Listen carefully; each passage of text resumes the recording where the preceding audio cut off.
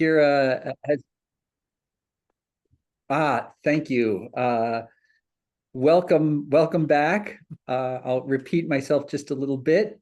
Sorry about that, for getting going without the recording. Thank you, Ralph, for attuning to that. So those of you who are joining us via the recording, we're coming back to the second half of day 2 of the R3.0 conference. And we are going into a session on bioregional art, featuring Kyra Kristof, who will be sharing about bioregional nourishment through the lens of bioregional kitchening. And Kyra has been working with us in this bioregion in particular. So Kyra, we welcome you on board, and it looks like you are, there we go. Welcome, Kyra. Thank you. I'm going to check. Can you hear me? Yes, we can hear you, Kyra. Thank you. Well, hello, everyone. If we were together, I would not have to say any words because all of the stories would be in all of the deliciousness that I would be passing around, and everyone would get a chance to tune in to which conversations their digestive tracts wanted to have with which beings. And we are over Zoom. So this is a delightful experiment. And I thought that what I would do is share a few practices that you might play with and bring into your own home kitchens. The invitation today, I'll say a few words up front about art as a larger framing for organizing a shift from the cosmology in which present day food systems exist to one in which we get to be in deep, loving, beloved relationship with the more than human world. And that nourishment arises from being in those relationships, receiving and tending and listening and emerging together.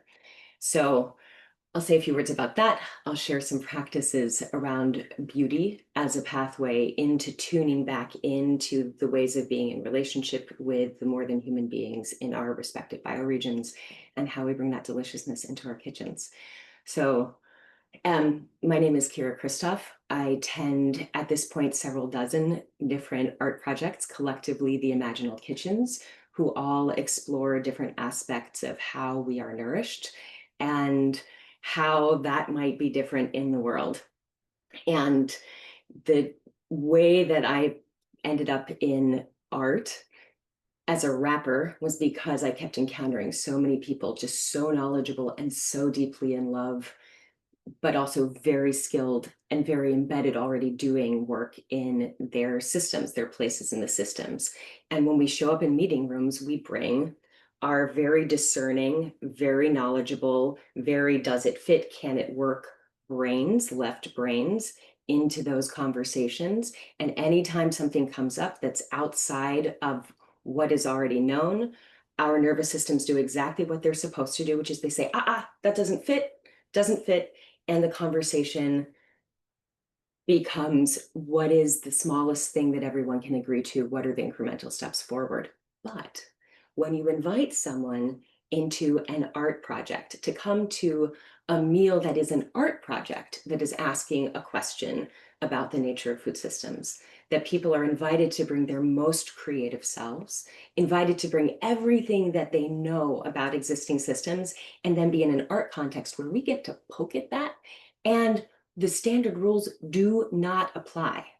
We get to dive into a moment and have that moment be midstream instead of at the beginning. We can be sharing a meal together as though all restaurants function like this, as though all communities gather like this. And we can be in the imaginal remembering of how that interacts elsewhere in the world. And part of being in that place is being in the aspects of our knowing and our sensing that aren't as practiced and aren't generally the ones that we're bringing into meetings and PowerPoint presentations. So a fast way to get into some of those other places of knowing is to attune to beauty.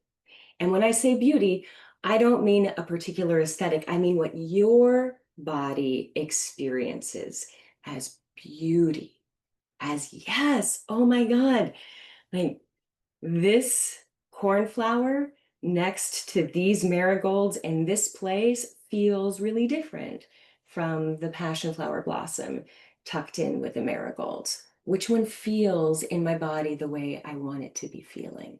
When I go out into the living world and I'm tuning in, listening for those sensations of my body saying yes, what do I notice in terms of form, in terms of color? The goldenrods are singing so loudly here right now, so loudly. And one of the things that I notice is that when I tune in that way, and I notice them and I let them know that I'm noticing them, I'm saying hello and I am saying, wow, you are so bright and so brilliant and so stunning. There are ways that plants signal back to us. There are ways that our bodies register connection.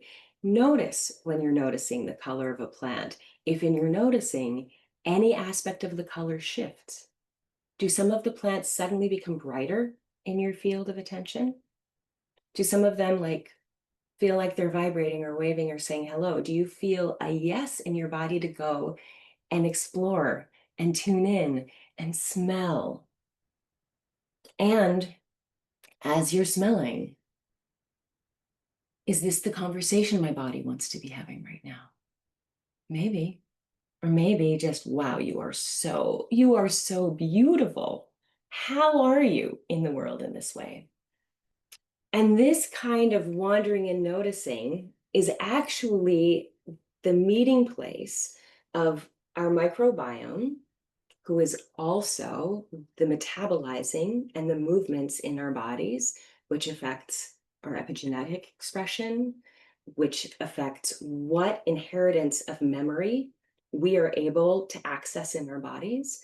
So which of our grandmother's ways of knowing and sensing and being in relationship wakes up when you smell this flower? How is that different from the one who comes through when you make a tea with this leaf? So the microbiome, who exists to be in relationship with our macrobiome.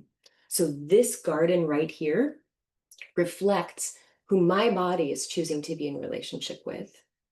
And I'm also constantly listening for who in the landscape is signaling that we might have a digestive conversation and they might become my body and become part of how I'm literally being changed as the garden of microorganisms who collectively are the universe of me. And that meeting place takes place in a kitchen. So, an invitation, a beautiful and very easy way to come into digestive conversation with plants. First off, please make sure that you are clear that any plant you are putting into your body is okay for your body. And I would say that there are a lot of resources that point to lineages of tradition around, is this a plant who humans have ingested over time? And notice if there are any clear no signals in those lineages. And also notice what your body has to say. Is your body inclining towards? Is your body inclining away from? Our specific relationships with different beings over time are specific to those moments. So your body might be a yes, your body might be a no. Listen to that as well. We're going to make a super simple botanical soda, which is literally plants, honey, water, patience, time. The tiny wild get nourished and fed by the honey. And again, beauty, beauty, beauty. Who feels beautiful in a jar together? My body is feeling very excited about the interplay of color in this moment. My body is feeling very, very, very excited about these gorgeous blue cornflowers. Just look at that color. So excited about their color. So grateful that they're here. So in love with this blue. And as that blue is going in, I'm feeling like, oh, actually, I want them next to this beautiful, like vibrant magenta purple of the echinacea. And this is a different, more intuitive way of composing and arriving at medicines. tuning in, what we're actually doing is tuning into intuitive ways of knowing, intuitive just a catch-all for places that we have sensing capacity that we don't have easy language for in English culture in this moment. So I don't have words to share with you, but there's a lot of neuroceptive experience that is for being in this kind of noticing, for knowing who in the landscape is inviting in our relationship and who is for our bodies, who will be nourishment or medicine. And when we tune in with beauty and loving care and connection, it opens up those channels for subtler listening. So what I'm actually doing in this moment is I'm tuning in to what is the medicine that I need in this moment? Which are the plants who actually are going to really benefit me in this moment? Who am I inclining towards conversation with? And what will come of that, we'll find out. But in tuning in those ways, I'm noticing who feels beautiful. So far, I have some cornflower and echinacea coming in. I wish I had a higher place to put this on. This is just a beautiful stalk of a Thai basil who is not of this landscape for a long time, but lives here in a beloved way because they are beloved by humans who are here. And that relationship means that their seeds and their presence and their potential for lineage is now also in this landscape. So really feeling the magnitude of the choices that we're making in terms of ingestion are informing and actively reshaping the macrobiome around us as well as our microbiome. And so we play, we tune, we make just delicious beauty based on who calls out to us and how they call to us. And then I will continue to add flowers here, but I am feeling very excited to start to add honey now. And honey acts as a desiccant. It breaks down the cell walls, but at a temperature that can be cool. So you don't have to boil the plants, you don't have to apply heat, you don't have to dry them, you can apply honey, and that will begin to break down the cell walls of the plants. So they get to sit and hang out. I'll stir them up in the honey. And the honey is also viscous. It captures all of the essential oils and all of the aromatics that are just so signature to the plants who are here. And the microbiomes of these plants get to feed on the honey and the sugars in the honey. And then in maybe another hour or so, I'll add water and just sit and leave this out on the countertop for a few hours. And then I will have deliciousness that is the flavor of these plants and their lived experience and what they have to share about being in the world coming in and becoming available to me as an extended way of knowing. That is my little share around beauty and art as guides and contexts for us as we're shifting from a very mechanical worldview to a very relational one, to being very lovingly expressive and being able to give our attention and receive the loving attention of so many others who love us so much.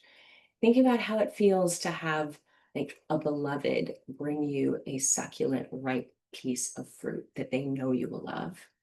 The next time you pass a tree offering fruit or a plant in blossom, they have made beauty and deliciousness as an offering of love and caring expression. How does it feel to receive beloved by the world as you move through? I have no idea where we are in time. You are. If there are any questions, I'm happy to field them.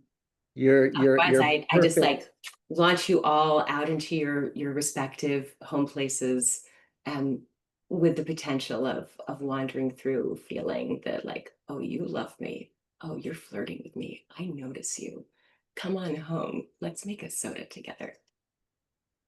Thank you so much, Kyra. You are right on time. And I will share that I've had the privilege of being in a kitchening, a bioregional kitchening experience with you. And what was most striking to me is that I arrived and you just had a table out for everyone to do as they will with the flora and fauna from the bioregion. So you weren't telling us what to do. You were inviting us to tap into what the food was inviting us to do. So I just wanted to share that as maybe a bridge to what you've done. So thank you, and I hope that maybe some others will be able to share after the patience period from the concoction that you've made today.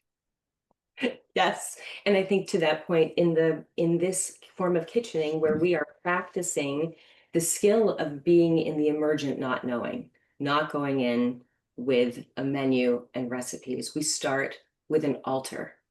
We tune in relationally and give our bodies and our nervous systems a chance to attune through beauty weaving. And then from that, everyone's in the field. And that meal, as I recall, we got to the end, we had 40 people. And when it was time to lay out the meal, it was beautifully balanced. And there were two of every dish. Two different people had decided that they were going to explore how to make a cold sour soup with black currants. And it just went on like that. We were just in it and it all emerged. And it emerged collectively through everyone tuning into their own signal of exactly where they needed to be and be responding in a tone of joy and curiosity. That was striking about that bioregional kitchening event at the Wellspring Commons. Thank you so much, Kyra. And that does the element of the unknowingness ties back to Nisha's presentation from earlier, and now we're teed up for our next session that we will move into. This is the final panel session of our time together. And so we're very pleased to have four wonderful speakers presenting on different elements. And so, Ralph, if you could just bring up the screen share. Oh, perfect.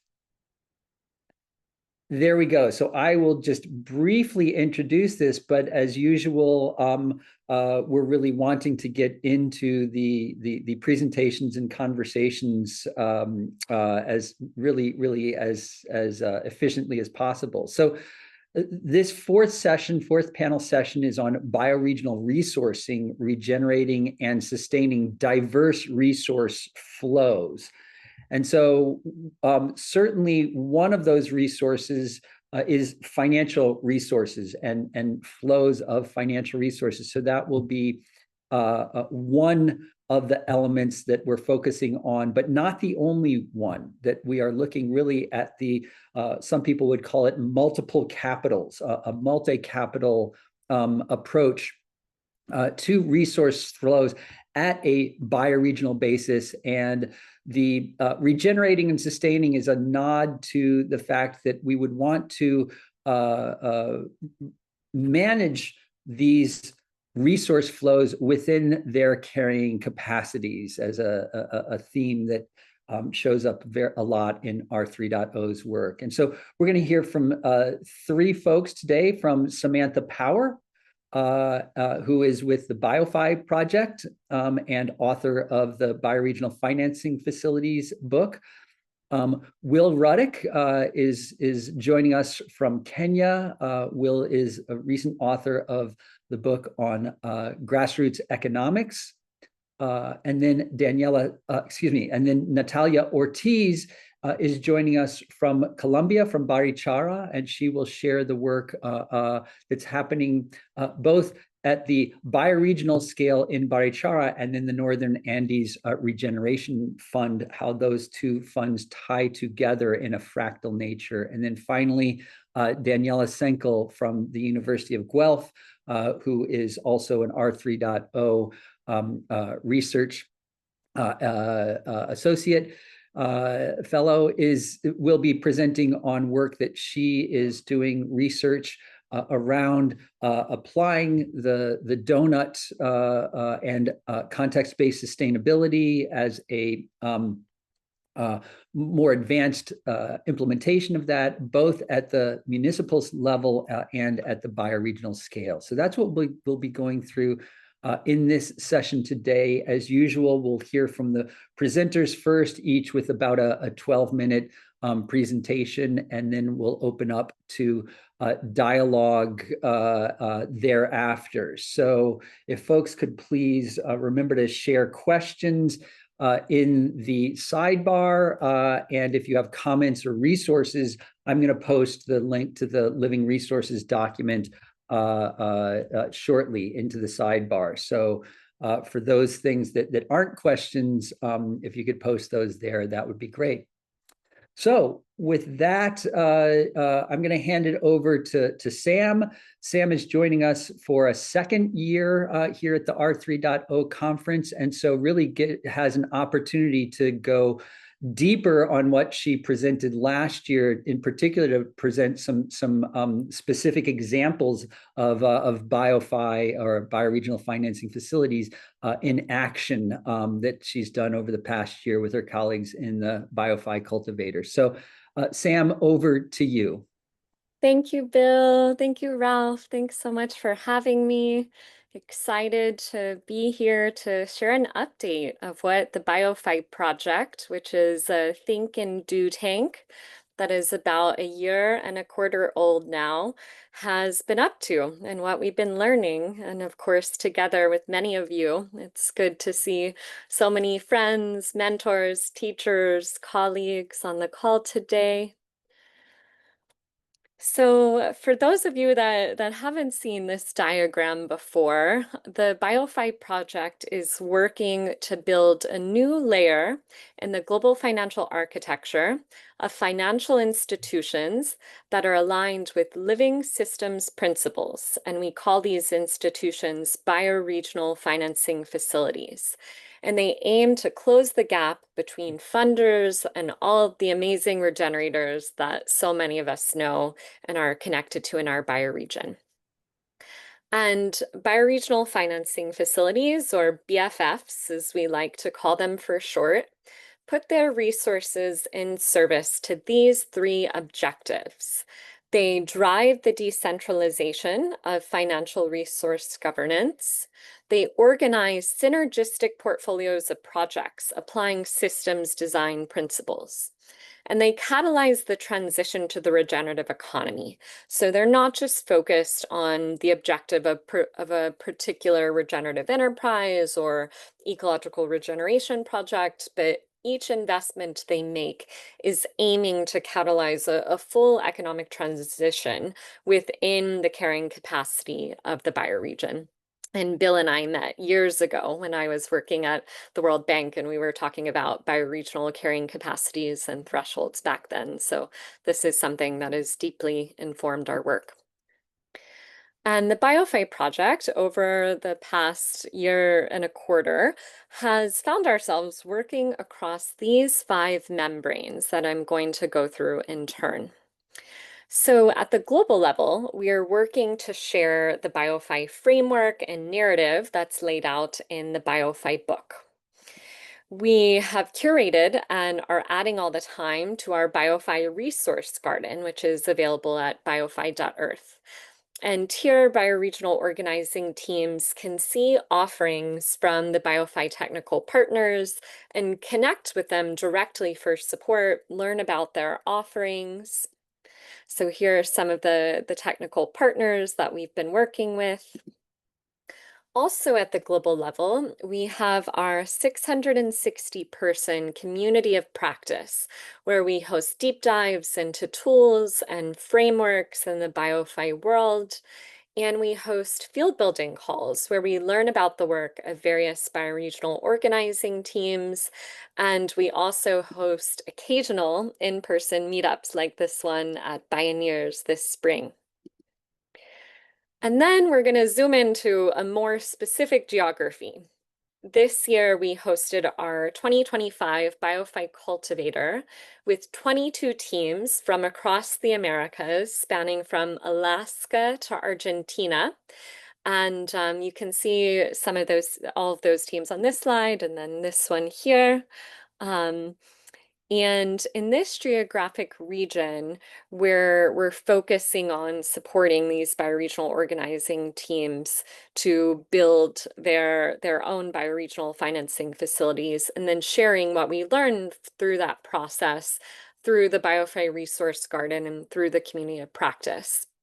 So the purpose of the cultivator was to work at the speed of trust to accelerate anti-fragile, investment-ready bioregional financing facilities that catalyze the transition to bioregional regenerative economies. And so we worked with those teams for 6 months from January through June to design, create, capitalize, and begin implementing the world's first BFFs. And of course, we were facilitating relationships between them, which was such a critical part of the container and the work we were doing together. So this is a little bit about the arc of the cultivator.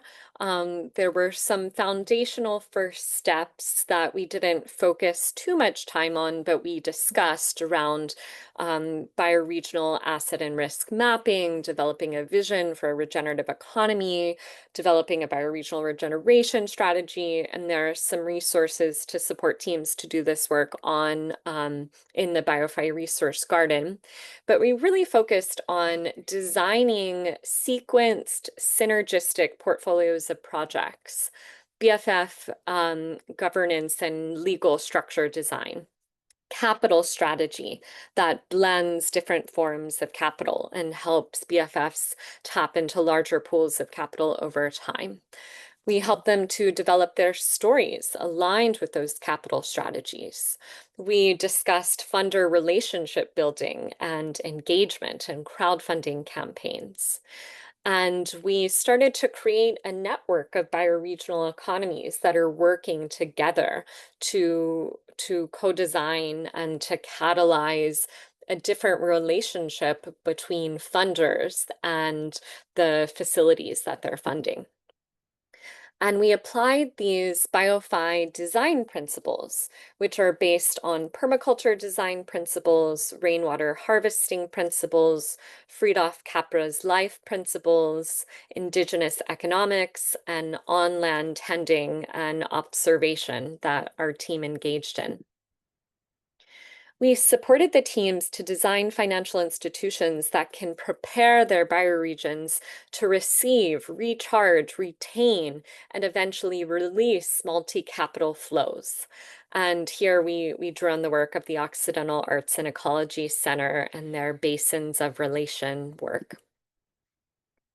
We engaged in asset mapping, where we explored multi-capital resources within the bioregion, and we looked at the 8 forms of capital. We also applied the 4 returns framework to inform how we look at returns that can be generated from investments that BFFs make and how those returns can be communicated to funders from the start. We engage in systemic risk mapping and long-term risk mitigation planning. And at the end of the cultivator, 18 of 22 teams were ready to present their BFFs to the world and begin their fundraising journeys. You can watch all of these 8-minute presentations on our website, and you can learn more and connect with these teams directly. But here's a little snapshot of what's available on the website from the cultivator.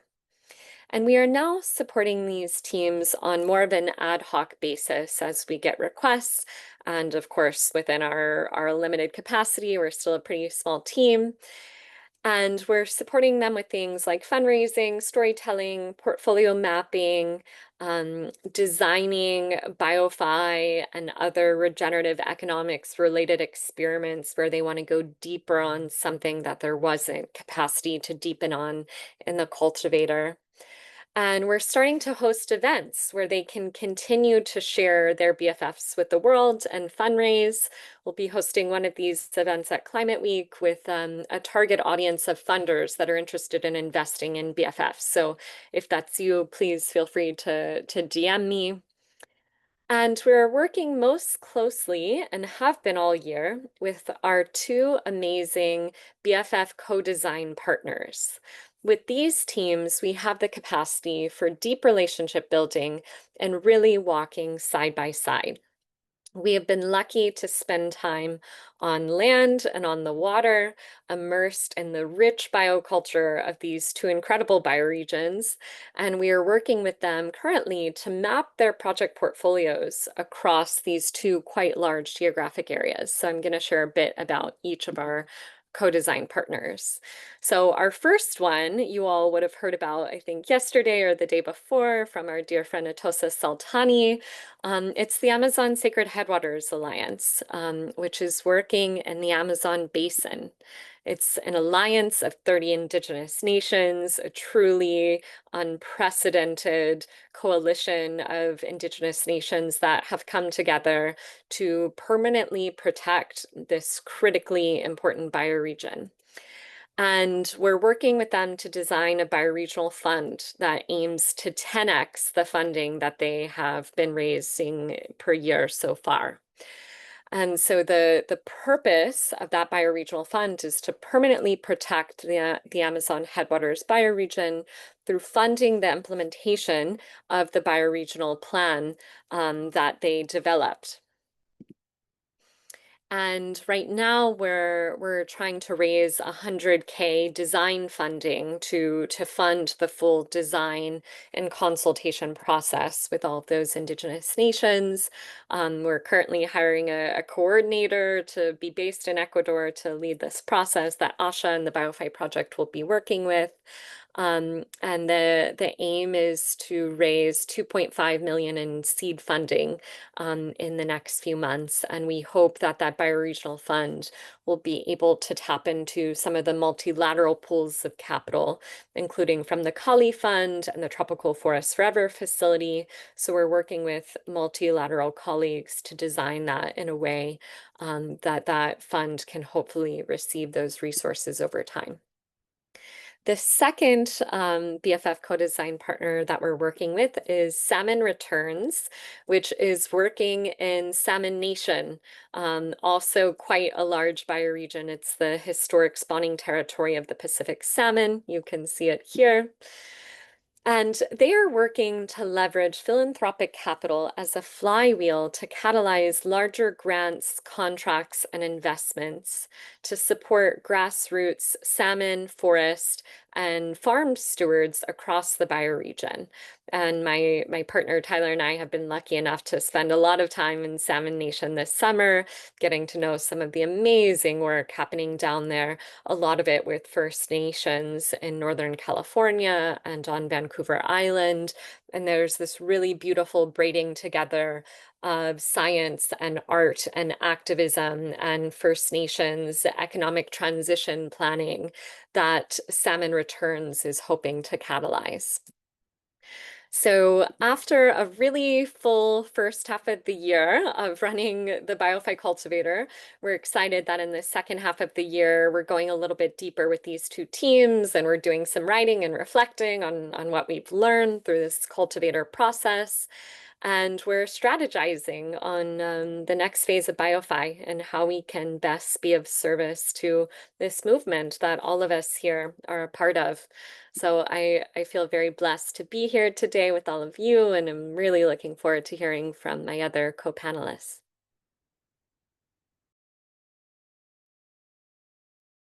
Thank you so much, Sam.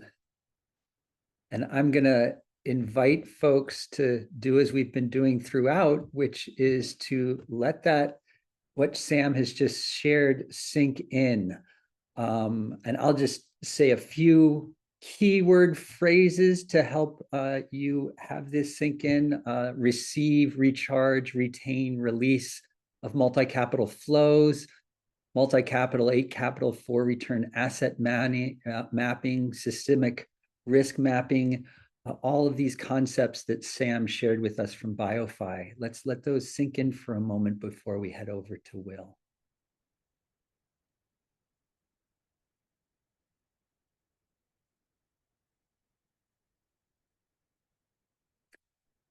And I'll just say that it's been an honor to have a peripheral view of the cultivator. The Northeast Woodlands Bioregioning Collective has participated in that. And so Z and Roberta Hill and others have been our conduit into that. And if you haven't watched those series of recordings, the 8-minute presentations were incredible. Thanks also to BioFi Project for serving on our conference coherence circle, which will evolve into a bioregional coherence circle. BioFi is doing parallel work around trans-bioregional coordination. So really a lot of intersecting pieces here. Sam, thanks again for that great presentation. And let's head on over to Will Ruddick, coming to us from Kenya. And will share about the work that he's documented in his book, Grassroots Economics, but perhaps more importantly, that he's enacting with his colleagues there and elsewhere on the ground. So Will, over to you. Thanks, Bill. Good to be here. Lovely to hear these talks. I feel like I'm going to be a crude, greasy-handed mechanic telling you a few things right now, but that's okay. We need some greasy-handed dudes. Let me just get right into it. I'm going to share screen here. Okay, so my name's Will. I've been here in Kenya since about 2008. I originally was really inspired by the work of community currencies, and after living here for long enough, I found that actually it wasn't currencies or money that was really enabling resource flows in these communities, especially in rural areas. It was some form of pooling commitments, and so this is us and our team here where we live, which is kind of a center where we work with villages all around us, but we also extend all the way across Kenya and getting to be quite international. And so I'm going to just describe this mechanic really briefly here. So imagine you've got 3 families who lived around each other. And imagine that this thing in the middle here is their collective memory.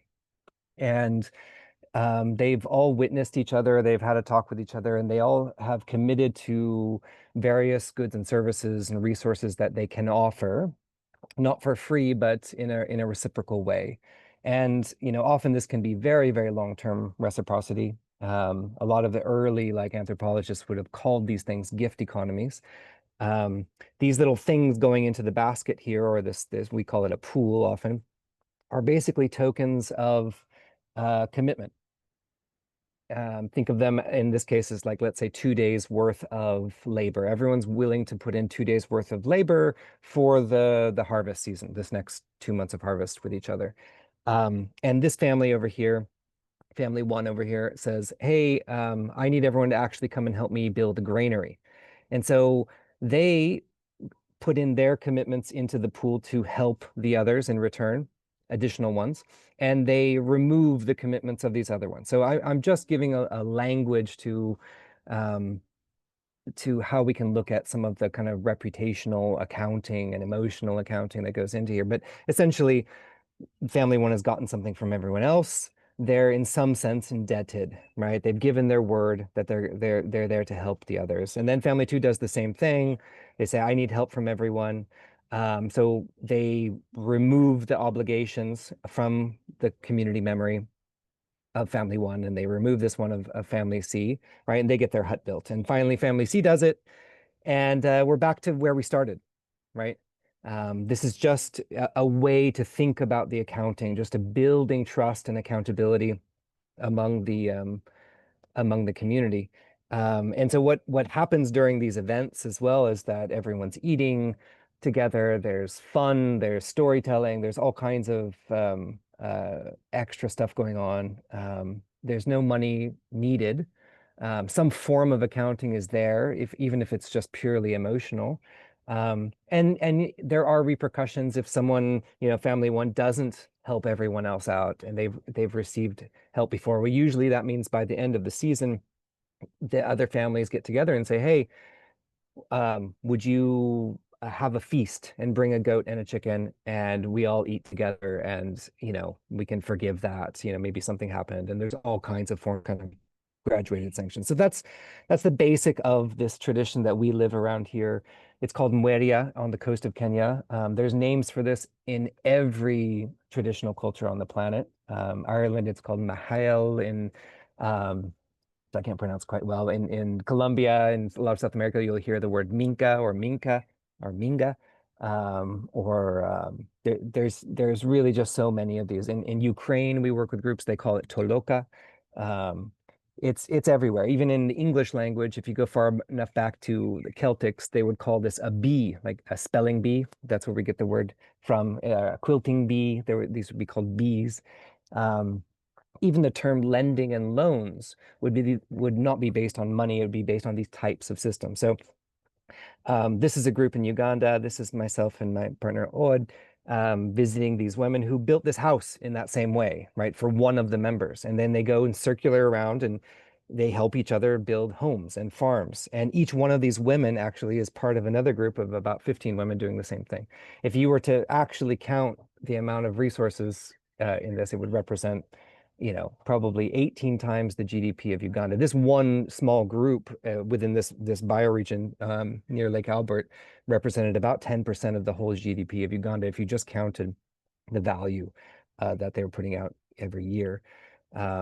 So you know, these practices are also linked together. So like one person could be in many different groups, right? Like your grandma is connected to 5 different groups from all of her grandchildren, right? She provides a bridge that would connect from village to village, right? So trust networks would span these instruments. Think of the pool in a way, something like a mycorrhizal. It holds value and enables value to flow through it.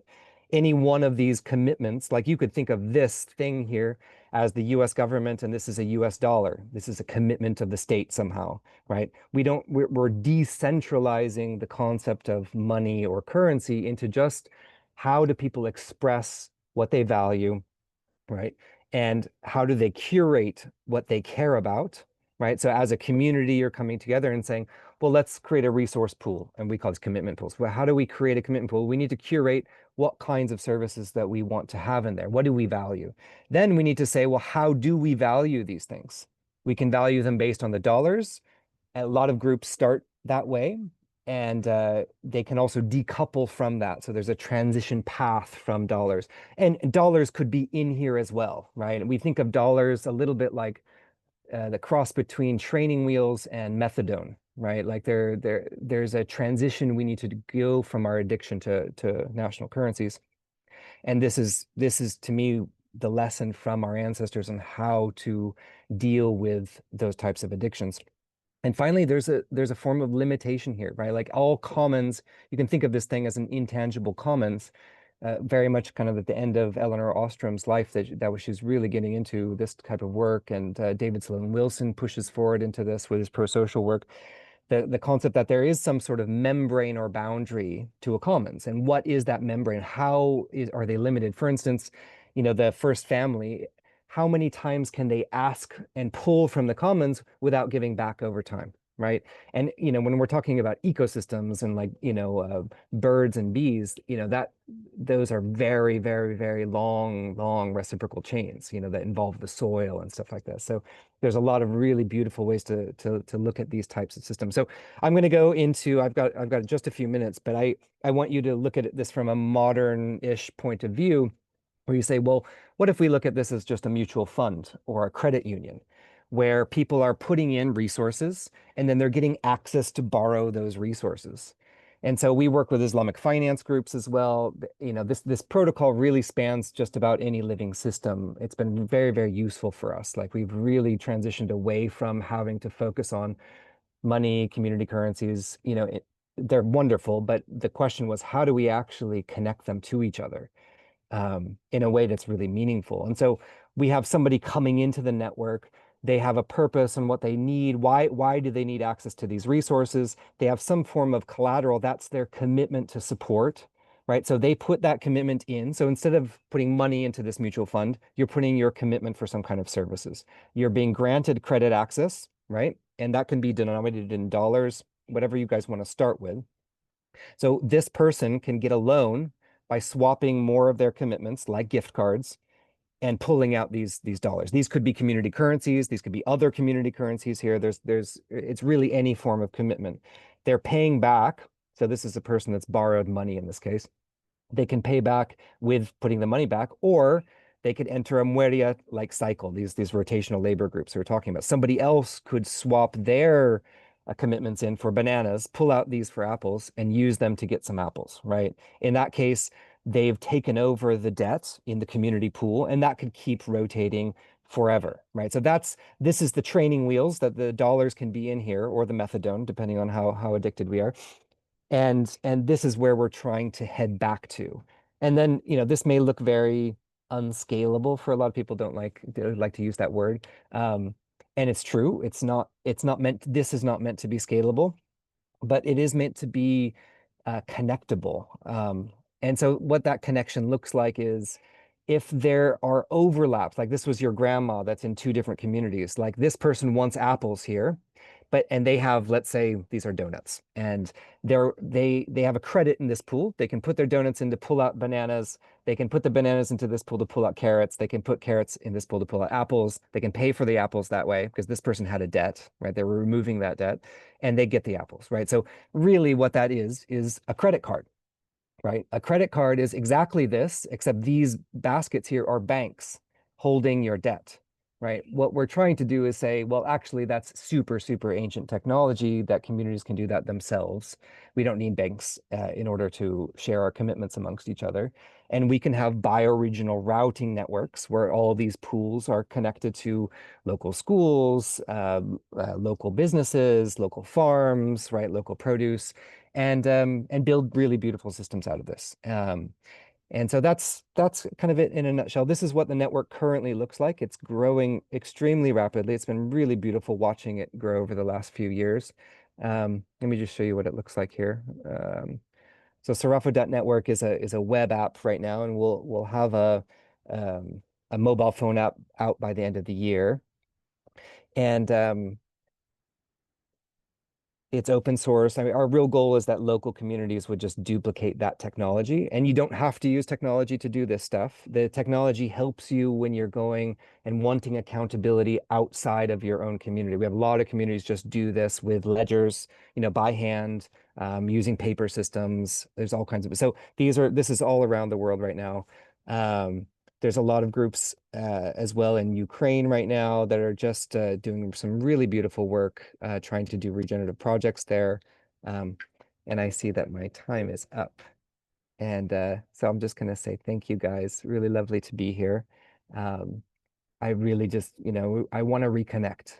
And so that's the feeling behind this. Like what's the mechanism that we can practically reconnect without being completely addicted and dependent on national currencies, right? How do we get out of that addiction? There's a book. I'd love to hear your comments on it. Thank you, guys. Big love. Thank you so much, Will. And as usual, I'm going to invite a moment of reflection around the issues that you've talked about, building trust and accountability. Your notion of emotional form of accounting really ties into Jennifer's pro-social matrix that started out the day. We heard of Minga in, I believe, Atossa Sultani's presentation yesterday. And that this isn't meant to be scalable, but connectable, and ending on the sense of connection is a really wonderful invitation for us. So I'll pause momentarily and let that sink in before we shift over to Natalia.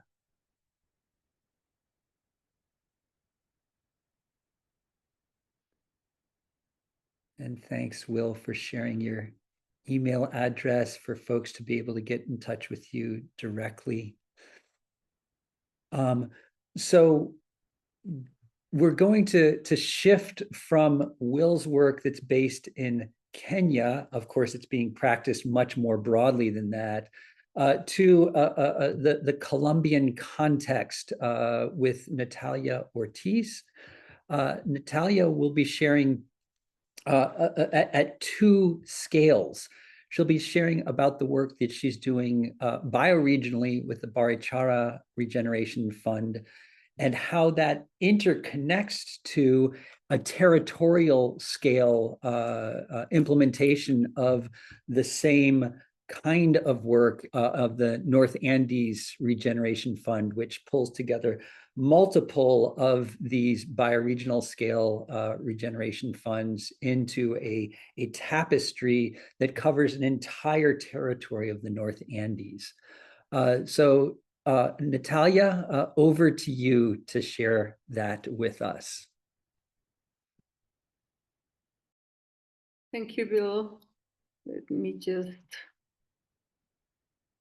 find my way to share the screen. We can see your screen. Great. And, It's working. That's working, but we see the notes right beside it. If there's a way to share it without us seeing the notes, that would be great.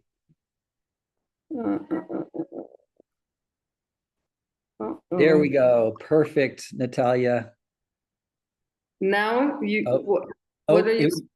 it was perfect for a moment, and then now we see both the presentation in large and a version with the notes. Let me, I thought this one was the correct one. Because I need to see my notes, because my English is not the greatest. So we've got a copy. If you don't resolve this momentarily, we can show the slides from our. Please, if you can do that, so I can follow the presentation from my side and see my notes. Great. If you just unshare, then Ralph, can you get those up, or shall I grab them?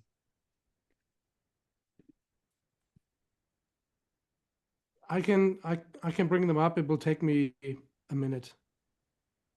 Okay. Whoops. Let me just. Thank you. Sorry for that. Yeah, no worries, Natalia. We've already demonstrated that we've got a crowd here that is very adaptable. We've been rolling with the punches, and what we recognize is that that's actually one of the things that we need to exercise is, the fact that things don't go just exactly perfect every single time, and no need to freak out about it. We can just roll with it. So Ralph, thank you for pulling those up, and I'll take a look as well in case it's easier for me to do that. I'm looking in my files right now. I'll have them. Okay, great. Thank you so much. So let me just go back and see how I can share my screen best. So maybe I can start while Ralph is, great. There we go. You just need to let me know when you need the next slide. Yes, please. Well, hello, everybody. My name is Natalia Ortiz. I am a resident of Barichara, which is located in the northeast of Colombia. And I am currently the coordinator of the Fundación Barichara Regenerativa, which is a community foundation focused on community philanthropy. And it's a pleasure to be part of this conference and being able to share our experiences. When we think about investment, we usually picture money flowing from one point to another. But in Barichara, we ask ourselves a different question. How can value flow like a sap of a forest? A flow that is not limited to money, but also includes knowledge, relationships, time, and trust. From that question, the path of our foundation emerged to create a bioregional funding ecosystem. And I see a lot of similarities from what Samantha presented, and what she presented before, on what we have been doing here at a different level.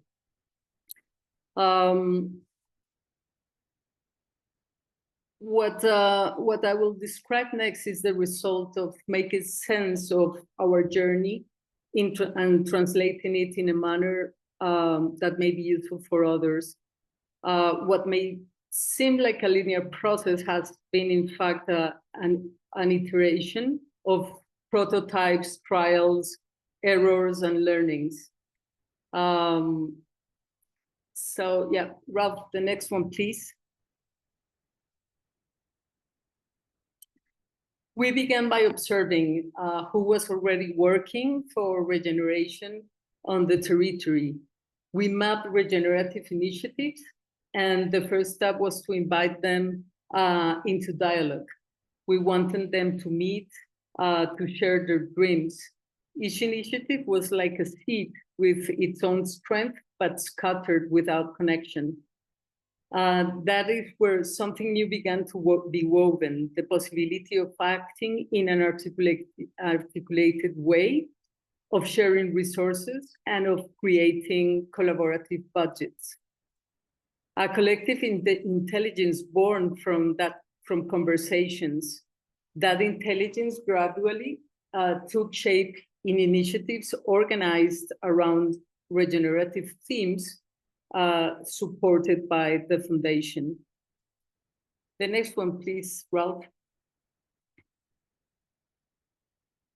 We work in that way like about 3 years, but soon we understood that we need something deeper, like a shared vision of future, not only between the initiatives that were developing regenerative processes in the territory, but something broader, a vision that could come, that can become a territorial agenda. One that would not remain just as words, but connect with public policy and with the interest of key actors willing to make it real through a regenerative funding ecosystem supported by Web 2 and Web 3 tools that are now being in the design phase. This is how the Citizen Forum was born, a process of about 6 months, and as part of the process to update the territorial planning scheme of Barichara. The forum seeks to influence public policy that governs the land use and defines development priorities for the next 12 years, while also creating a citizen-led agenda for territorial regeneration.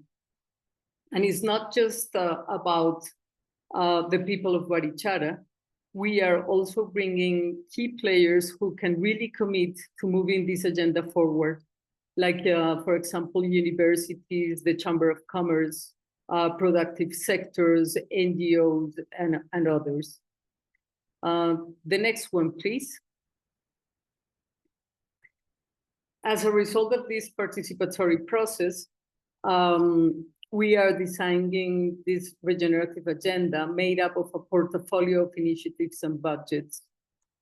It is sustained by a fabric of initiatives and narratives articulated into thematic community funds, each one tied to a scheme, to a theme. A community, for example, a community water governance and restoration fund, a regenerative education fund, a regenerative economic fund, and a regenerative culture and territorial healing fund. Another similarity I see with Samantha is that these thematic funds are quite close to the I forget the word, the common land model of monitoring landscape progresses. It's quite, these are thematic themes that are quite close to those. And we're also aiming to develop a monitoring system based on the model of common land to assess the progress towards regeneration in these 4 thematic areas. Some of these funds are in the process of consolidation, while others are still being formed. They are all autonomous, built on collaborative budgets, and becoming exercised in shared governance. And that's key. Like, citizens have their voice and power to decide the future of their territory and how resources are invested. The next one, please. This is how we expect, like, our funding ecosystem looks like different forms of contribution, collaborative investment between local actors, bioregions, and external allies. The thematic funds organized by portfolios rooted in shared visions, and by 2026, we expect to integrate centralized and decentralized mechanisms with Web 2 and 3 technology. The next one, please. What started in Barichara didn't stay in Barichara. Today, we are co-founders and part of the Northern Andes Regeneration Fund, which connects different bioregions across the country through community foundations.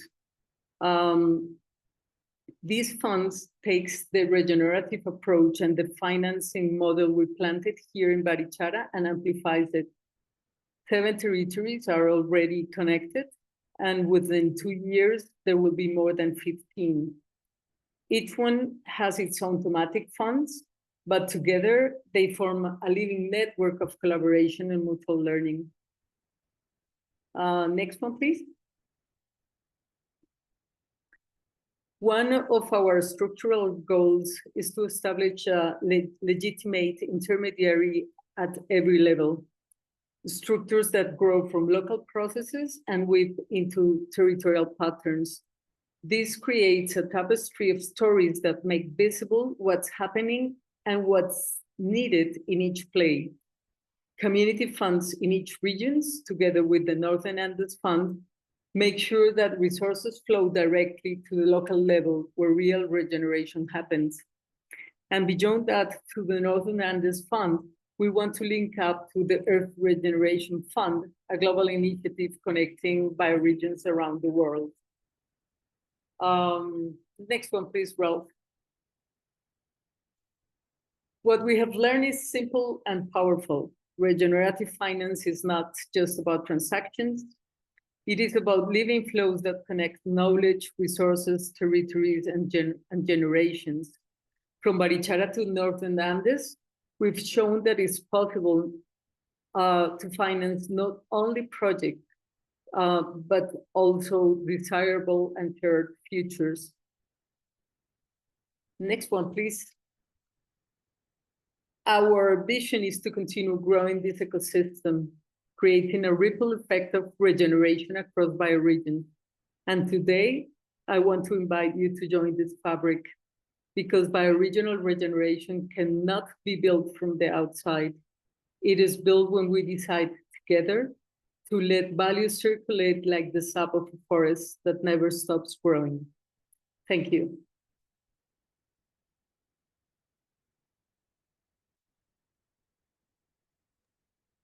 Thank you so much, Natalia. And I want to do, as I've done in other instances, by sharing some of the themes that you shared and letting that sink in for folks. So talking about collaborative budgets and collective intelligence and citizen-led territorial agendas derived through citizen forums. I love the metaphor or the image of the fabric of thematic initiatives, and finally the fractal nature of the bioregional scale of the Bioregional Regeneration Fund, the territorial scale of the Northern Andes Regeneration Fund, and then the planetary scale of the Earth Regeneration Fund, really reinforcing some of the themes that we've been hearing throughout. So I'll pause here and let that sink in for folks and your own gleanings from that session, presentation.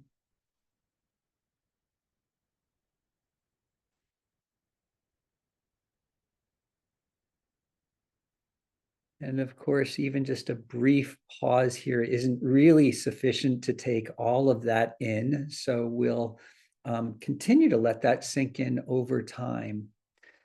But we want to focus next to, in some ways, kind of broaden our perspective. The first three presentations looked broadly at multiple resources, but really primarily through what we might call a monetary or financial sort of anchoring.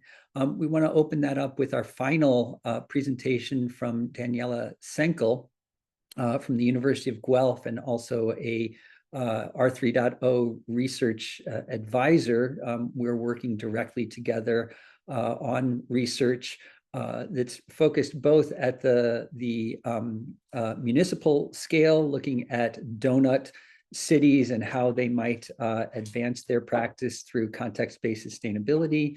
And also, many of you may have seen earlier this year the bioregional carrying capacity session where Daniela and her colleague Emma presented first glimpses of a literature review of bioregional carrying capacity. So we wanted to broaden the perspective to all of the multiple capitals being assessed and respecting those carrying capacities. So Daniela, over to you. Thank you.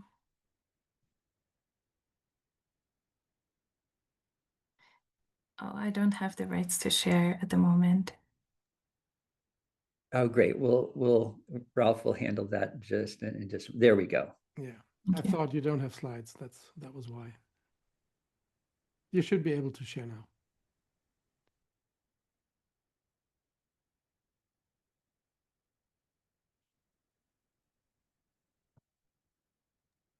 How is that? Does that work? There we go. We're seeing it, Daniela. Thank you. Yeah, thank you. Thank you. It's really an honor for me to speak here. I don't know what I can contribute to all the amazing talks already. Thank you also to Bill and Ralph for the invitation and for putting together this event.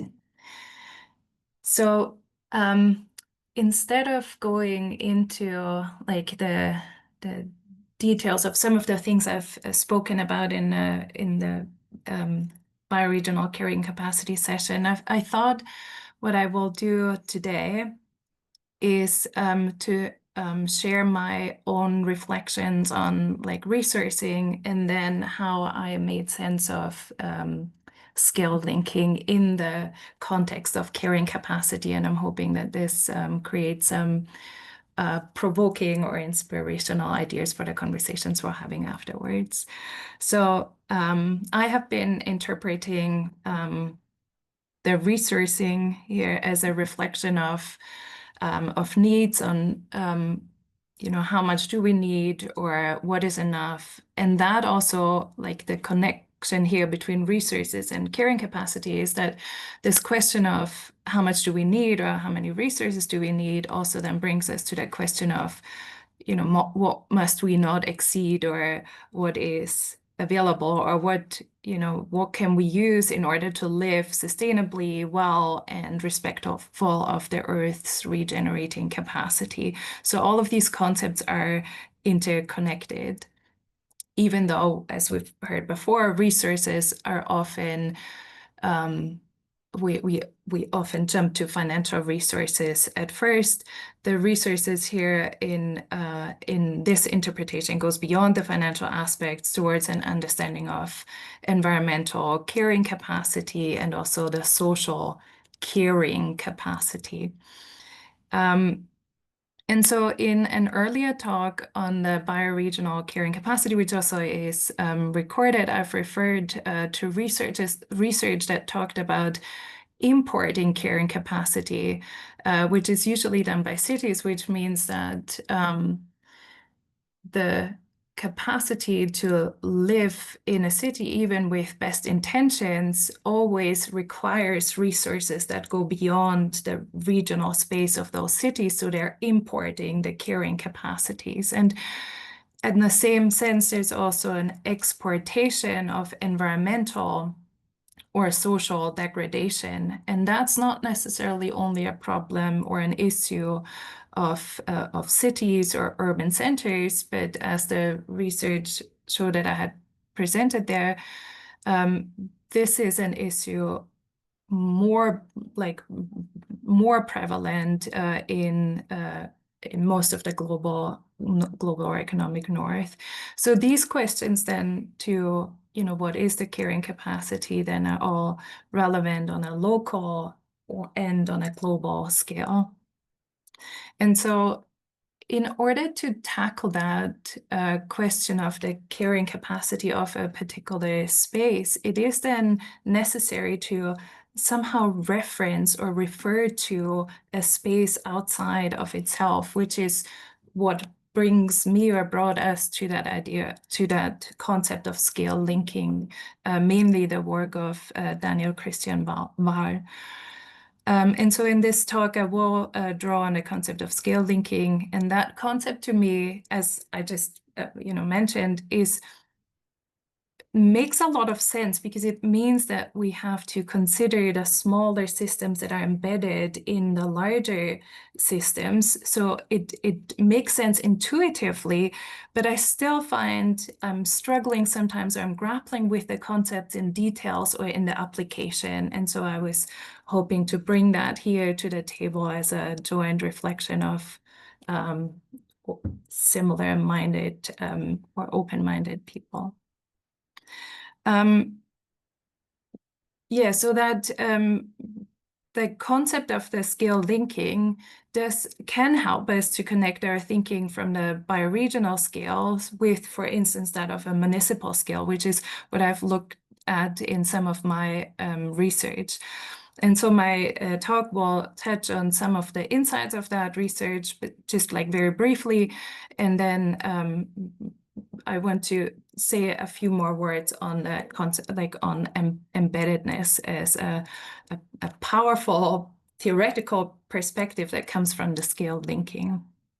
So I'll start briefly to introduce the idea of scale linking, as I mentioned, on Daniel Christian Wahl's work, which many of you might be familiar with. And he notes that nature is fundamentally scale linking, that is connecting the molecular to the planetary and the local to the global. It is fundamentally scale linking adaptive cycles and of any particular system at any particular scale. So local community, bioregion, nation, planet, and all of these are linked to multiple adaptive cycles that are taking place simultaneously for smaller systems contained by that system and for larger systems within which particular system is embedded. So if we think about the work of bioregioning, that means that bioregioning in itself can bring us to almost like a thinking of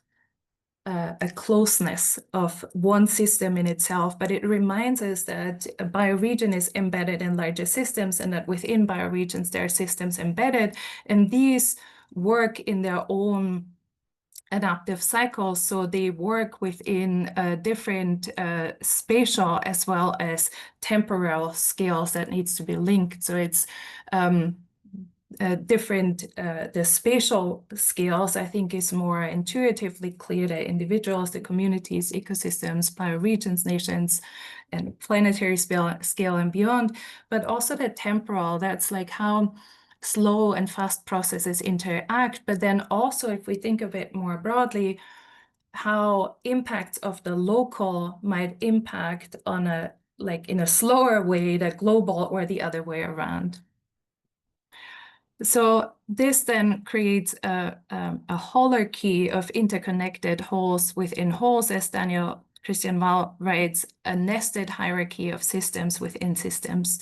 So here it's important to also point out that these various scales, and I think that's where the complexity comes in, these variable scales do not link up in a linear way. So we cannot say, oh, we figured out municipalities and now we just add them up and then we have our bioregions or something like that. Like there are different dynamics that are within those systems, and each of them is not complete or whole in itself, and yet it is. So my point here is that by looking at a municipal scale, we already going in understand that from a sustainability, like broader sustainability point of view, a municipality cannot be sustainable. It cannot sustain itself without importing carrying capacity. And yet it is very important to also allow the municipality to do the best it can, or to use its resources to make its contribution to the broader sustainability or to the transformation. And so that's the point I want to come to at the end.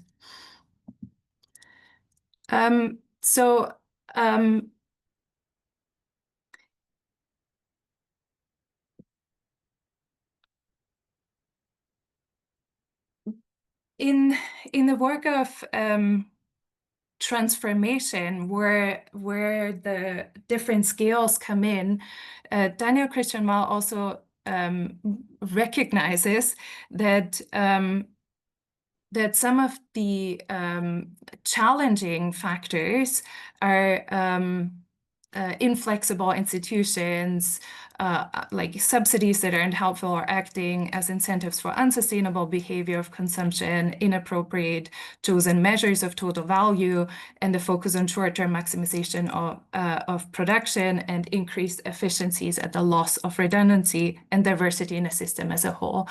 And so what we were looking at when we asked municipalities, we talked to 11 different initiatives. Some of them were government-led, some of them were community-led, and some of the questions we asked were about developing indicators. And what came through some of the responses we received was that it's sometimes difficult to identify meaningful indicators or then the data that's related to it. And in this particular case, I picked the difficulty in identifying a threshold because it feels arbitrary. And the one quote I brought here for us to look at is that one of the participants talked about biodiversity, and they had chosen 3 different indicators there. And then for one of them, it was the percentage of semi-natural land.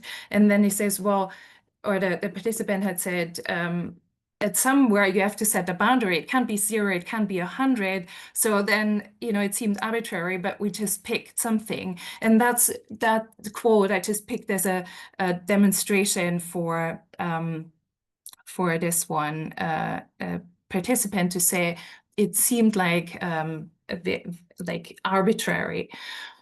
And so in working with municipalities, there is a certain grappling with that arbitrariness, but there is also an importance for them to then think about what makes sense and who decides. And I'll come to that point later.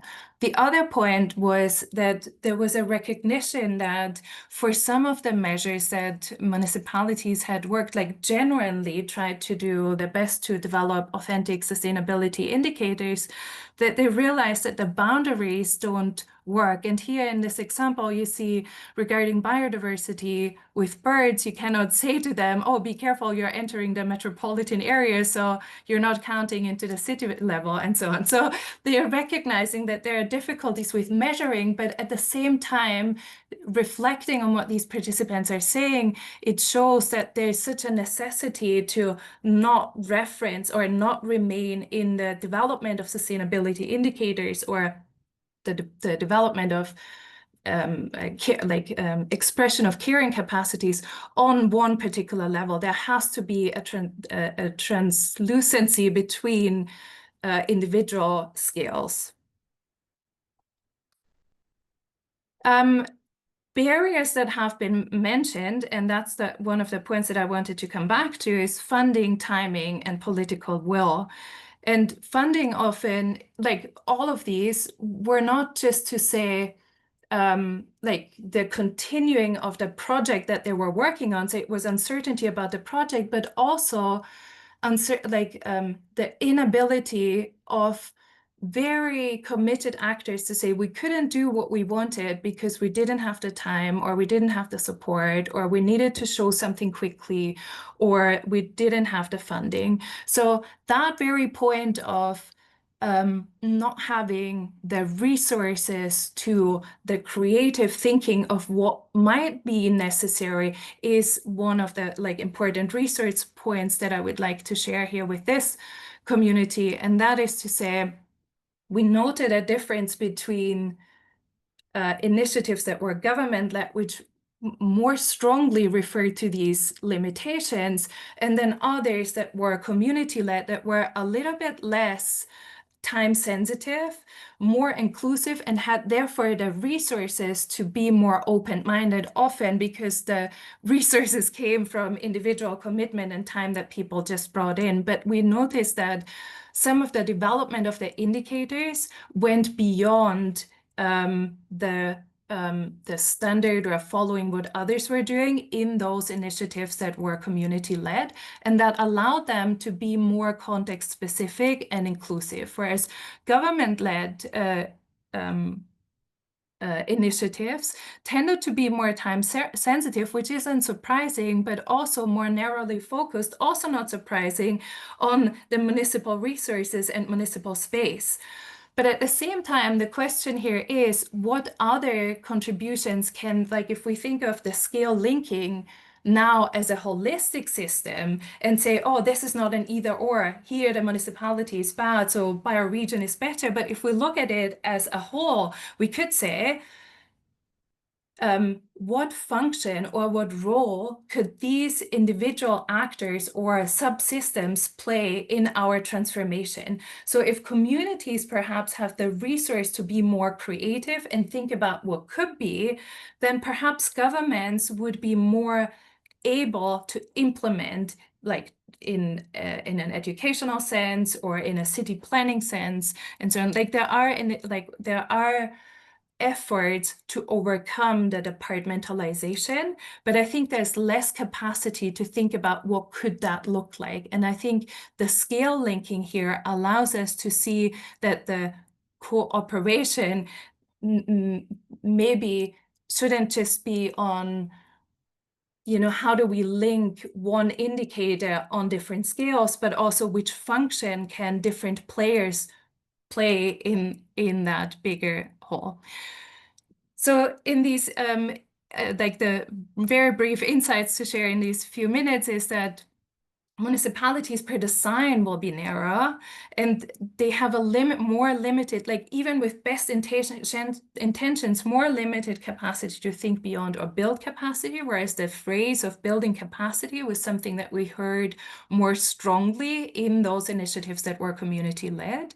And so further thoughts from that scale linking perspective is that the municipal, and I think that is true for bioregional as well, is if you look at one scale only, it remains self-referential. So it's then harder to see, is there actually an import of carrying capacity or an export of environmental or social degradation? And that scale linking can allow us to make these links between and across other systems. That includes within a municipality, different area, more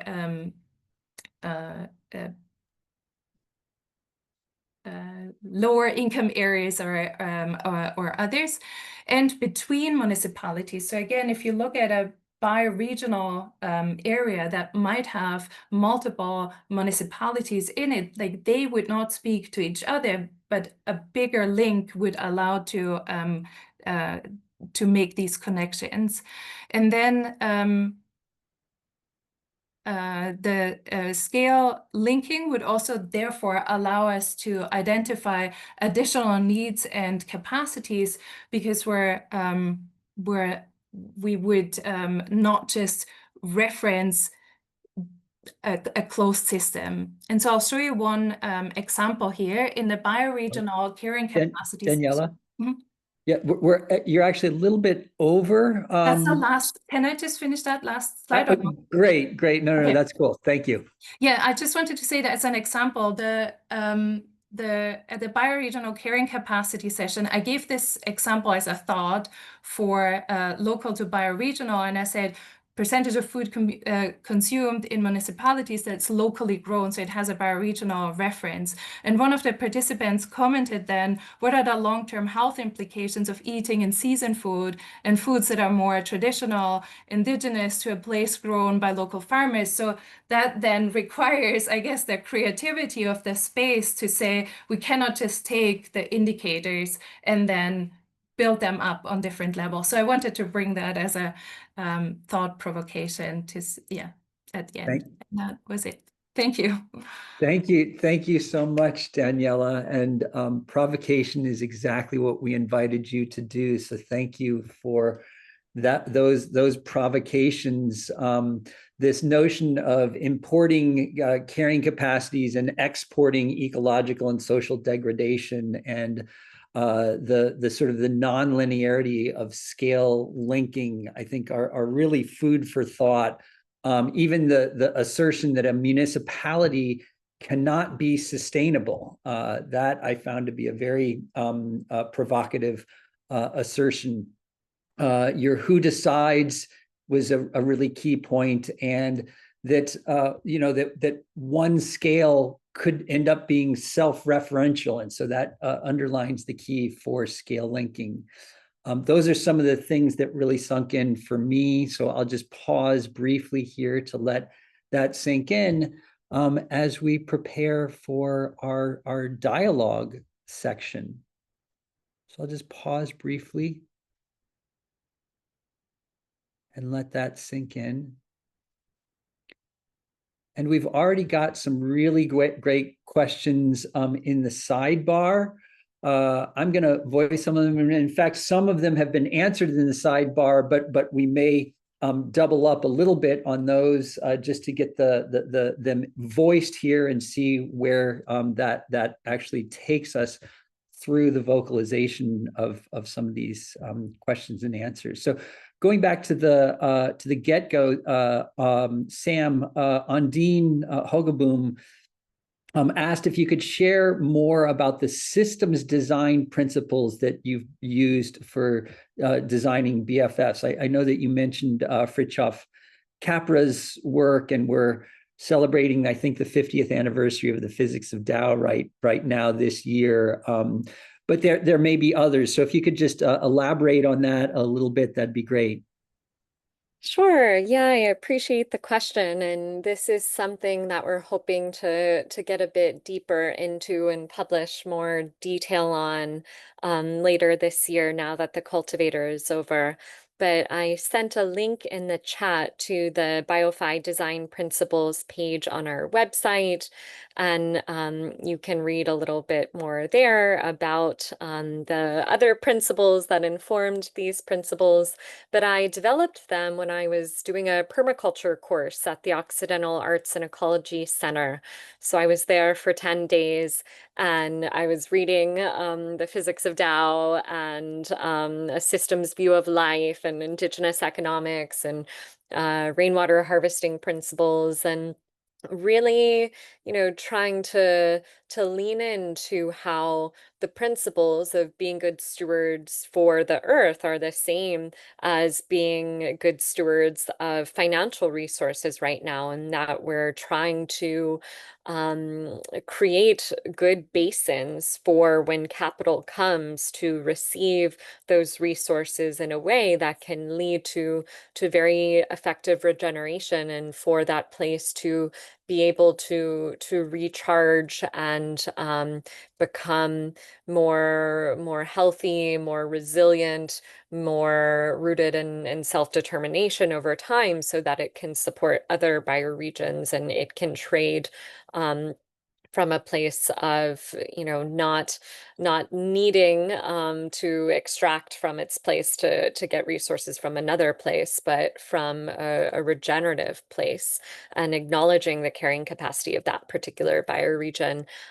So that was kind of the thinking that informed the development of these principles. But certainly, as Daniela was speaking, I was thinking a lot about principle number 6, which is to work at nested geographic and systemic scales. And this is a question that we get just again and again at the BioFi project, like, what is a bioregion? What is the right scale of a bioregion? You know, is it a watershed? Is it something bigger? You know, what's the right scale to start at? And we learned a lot about that through our cultivator. We had a team working on a village, on re-villaging and focusing on a very small watershed that their village is in. And then we had Salmon Nation and the Amazon Sacred Headwaters Alliance, right? Huge bioregions. And so, you know, we tend to be agnostic on like what is the right scale to begin with. But what matters for us is that every team is working fractally and that they're connected to the smaller holes within them and the larger holes that they're a part of, and they're able to scale down and scale out as they're designing their economic transition strategy, as they're designing their portfolios of projects, and as they're designing their stories. And one of the teams in, two of the teams actually in the cultivator were small bioregional initiatives within Salmon Nation. And so there was some coordination that happened through being in the cultivator together, where they were able to explore the synergies between the scales that they're working at. But all of these principles you'll see are kind of picking up on these living systems patterns and how those can apply to financial institution design. Thank you, Sam. Very comprehensive response, and thank you for that insight into the development process for the principles. When you said the term receptacle, that made me think of, in particular, receiving financial and other resources from outside the bioregion. I think this points to a question for Will, which, Will, if I was hearing you accurately, what you're really talking about is resource flows within a context, so not necessarily external, but internalized flows. So that's my own layering on of a precursor to a question that came in from Gil Friend, where he was saying, can you explain how this grassroots economics and the pooling process that you mentioned is something other than a more complex and less convenient version of money? So we've asked speakers to be provocateurs. I think Gil may have taken up the invitation to, as a participant, being somewhat provocative. So Will, over to you for a response on that one. Sure. So one thing to think about in a local community is if there's an emergency, who can you ask for help? And the tradition of pooling resources together as a community, and whether those are tangible or intangible, like commitments, it gives people a lot of security just to know that they're cared for and safe. And so whether or not they're doing sort of like daily rotations or market-based transactions out of those types of pools, or they're there because they wanted to express their commitment to help each other for emergencies, or who can I call if I need to get someone to the hospital. Just knowing that is huge. It's just it's a light and day difference to feeling like you belong somewhere and you're cared for and you're safe. And I don't think that needs to be complicated at all. And all of these traditions, they require a memory system, right? You got to remember stuff. They require authentication. I need to know it's like that's Samantha, that's Natalia, and that's Daniela, right? And they need some sort of like a rule following system, right? They need some way to like transparently being able to say, this was our agreement. Did we follow that agreement? That's your sort of base environment to create these kind of agreements. And the agreements have 4 legs. It's just you're curating what's valuable. You're saying what those values are, you're putting limits, and you're creating methods for actually exchanging those. Like, how does that actually work? Are we taking turns? Is this emergency based? That's it. So real simplicity. And money, we can have a whole lecture on money. It's quite fun. And if you think about money as just a form of commitment, well, that's a good start. Over. Hey, thank you, Will. Certainly, as you were talking, the writings of David Graeber and his debt book were resonating through my mind, and the sort of archaeology, if you will, of these systems is fascinating. So thank you for that. Our next question comes in. It's really kind of a reflection. It came in around when Natalia was speaking, so I'll gear it towards you first, Natalia. But it may, others may have reflections on it as well. So this is from Tommy Winfrey in Australia, and the question was, curious how those of us disconnected from our Indigenous connection and sense of community are reconnecting or remembering how exchanges flow when we are in relationship.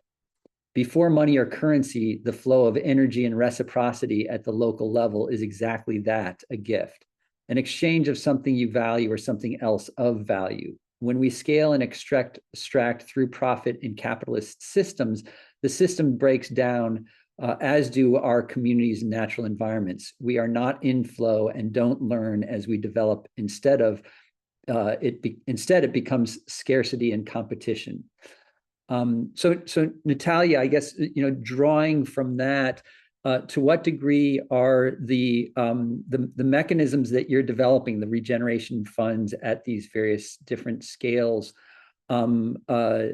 using traditional, say, monetary or even systems that would be within a capitalist context, and to what degree are they reconnecting with more longer lived systems, such as those that Will spoke about. So if that question makes sense, over to you, and we'll see if others have thoughts as well. Well, I don't know if I fully understand, but what comes to my mind is that the funds are just a mechanism to bring together people around topics, around purposes, and to enable interactions at different levels. One of the biggest pain, I guess, among our community is the relation to money. So when we bring together people to decide around budget issues, to decide about how to distribute the money that is there, we are not really focusing on what we are focused on is in relationships, trust, interactions, and conversations among people in deciding what's the most important thing to invest on. And our funds, despite that, have currency, obviously, that we move from outside the territory, but also within the territory. I don't think money is the main value that is coming through the funds, but also, for instance, the community forum that I was talking about has a budget of, let's say, 40% of the budget is financed by money, and 60% of the budget is financed by voluntary work or by interactions between people, universities, and other stakeholders, not just from the community, but from outside. So there's a lot of collaborations and interactions that are not mediated by transactions of money. And that also happens in the Northern Andes Fund, despite that we are aiming to build a fund that to bring money into the bioregions. What's good for us is that money enable us to connect to other bioregions and start conversations on similar topics that we want to invest on similar problematics that we're facing. So, for instance, we are identifying who is doing watershed restoration, in what conditions in each bioregion, and we can share knowledge, we can share resources, we can share technical resources or other stuff other than money. And I think the sustainability of money, the money that we can bring into the system from the outside world, let's say from donors or whatever from outside, it's good just as a starting point, but we cannot rely on that for sustainability in the long term. So we need to really find a way to create good interactions, strongly connected, that are linked to our own economy or our own local economy, to be able to sponsor what the community thinks they need to invest on. If we need to recover our watersheds, we need to invest our own thinking, resources, and time, and link up to our own local economy, who's dependent on the water, to be able to sponsor that work or to finance that work in the long term and make it sustainable. So I think there's the need to really pack several approaches together, and it's not one. The funds is the funds and bring in portfolios of.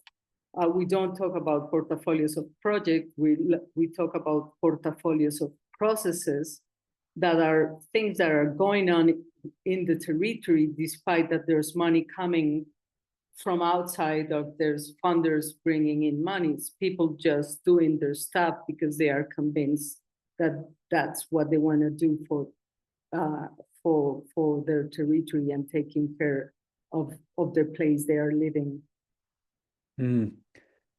Thank you, Natalia. I have a question for Daniela, but I'll pause and just see if any of the other three of you, Sam, Will, or Daniela, want to just weigh in on that particular question. I can share a little bit about that. Great. Yeah, in our work, we found it to be really important from the beginning to invite everyone that is designing and wanting to capitalize the bioregional financing facility to feel into and embody this multi-capital frame, multi-return frame. And, in that we can move out of a kind of scarcity and competition framework. And we have found it to be quite important that the team identifies their needs and capacities, and the needs and capacities that they as individuals have, but they as a team have as well. And then it's important for them to develop their own shared rituals, shared values, and shared vision. And that we have found to be really foundational in unlocking greater flow, both between the people that are doing the bioregional organizing work and as they're starting to engage funders and people that might not be as directly involved in the work. If they are feeling like they are part of the identification of values and vision, there's more flow, we have observed. Thank you, Sam. Will or Danielle, anything on that one before we move on to the next one? Looks like no. Okay. Next question, I think is really geared primarily towards Daniela, though again, we'll sort of pause afterwards and see if others have comments on this. This is coming from the North Sea rivers bioregion, their confluence that's happening in Flanders, Belgium. This is from Neil Davidson. How much recognition is there of the fact that we are already exceeding carrying capacity, he says in this instance, in every municipality, and that we're living on phantom carrying capacity, the concept that William Catton popularized. In other words, the carrying capacity we're working on doesn't really exist. We've imported it artificially from elsewhere. And that climate disruption and resource depletion and biodiversity extinction is going to, or is already decreasing carrying capacities almost everywhere. In other words, we're in a predicament that we must try to live with, not a problem we can solve with better measurement. So Daniela, let's hear from you on that question, and then I'll check in with others if they have thoughts around that. Yeah, thank you. So in terms of the recognition in the panel, I would say absolutely, but I would also like to refer to the responses we've heard in our research, because I think it makes it, like, it demonstrates really the issue here with the recognizing this phantom carrying capacity. So there were instances, I'm just thinking of one in particular now in this example, where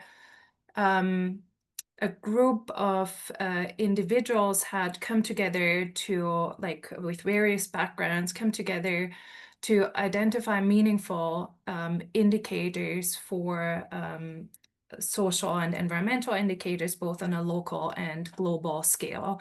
And then, because this project was funded, or like I would say located from a government scale, they had then to come, like, present their solutions to the local council, and the local council had to approve whether they move forward with these indicators as something that they then regularly disclose and assess on. And they mentioned that some of the local ones went through more quickly, but the global ones became more difficult because the council didn't want to sign off on indicators that they don't have direct control over. And so with that problem, it's not just, oh, we cannot, control something that happens out of our municipal organization. It then also leads to a non-disclosing of that information because of the, like, worry of the municipality or the council that they will be held accountable, or that they're presented in a negative light. And that's something that I think came, or not, I think that there's something that came through in some of the other responses as well, that there's this caution of how honest can we really be in disclosing openly that we realize that there is that we're living in this phantom carrying capacity, when then we're embedded in, like, such a strong institutional space that we're punished for that honesty or openness. And I think that's something that we see a lot with like businesses and organizations as well. But that's one of the reasons why I thought community oriented initiatives had more freedom to express that, but then at the same time, less access to necessarily the research or the data to disclose. And so, like, another point that I would like to mention here that also relates a little bit to the previous question is what, again, like, I'm referencing Daniel Christian Mal a lot today, but just one more time here, he's talking about the sign follows the worldview, or the worldview follows the sign, and both is true. And Will mentioned earlier, it doesn't have to be complicated, but the reason it's complicated is that in a dominant system, that a sign follows a worldview, that's a worldview that is, like, a worldview of profit maximization and capitalist thought, dualism, and extraction. And so in that worldview, the systems and institutions that are created, the design of those are necessarily harmful, but like are as a consequence of the like realist, positivist kind of thinking is, or like that sense of alleged objectivity and removal of the individual, which then doesn't allow for relationships and contextualizations. That is, I think, problematic. And it's not the money itself or the gift itself. There is, there is this view that in a capitalist system, I'd say a real gift does not exist, because a gift would always expect something in return, whereas in a relational society, that same gift might really be purely a gift, right? And the same is with money. The moment we come to it from a worldview that does not open the space for the relationality, I think issues get quickly captured. But there's also like hope that worldview also follows the science. So if there are alternative initiatives that can also create alternative designs, these designs can then also be implemented and then encourage other ways of thinking or behavior that then shape worldviews. And that's where I always find, for instance, amazing the work of the Design School for Generating Regenerative Earth, because it's a lot on the educational side, right? Like then you design something that then shapes the behavior of others or the worldviews of others. So it's then the worldview follows the science. So both of that is true and both of that is necessary, but we have to be cognizant of the powerful use of capitalism to normalize a mainstream and silence the other, which almost like allows to capture a particular language or particular constructs like the gift or money, multi-capital, triple bottom line, integrated reporting. All of these things can be so like opening and inspirational and relational and regenerative, and they can also be used for exactly perpetuating the status quo. So I don't know if that answers the question.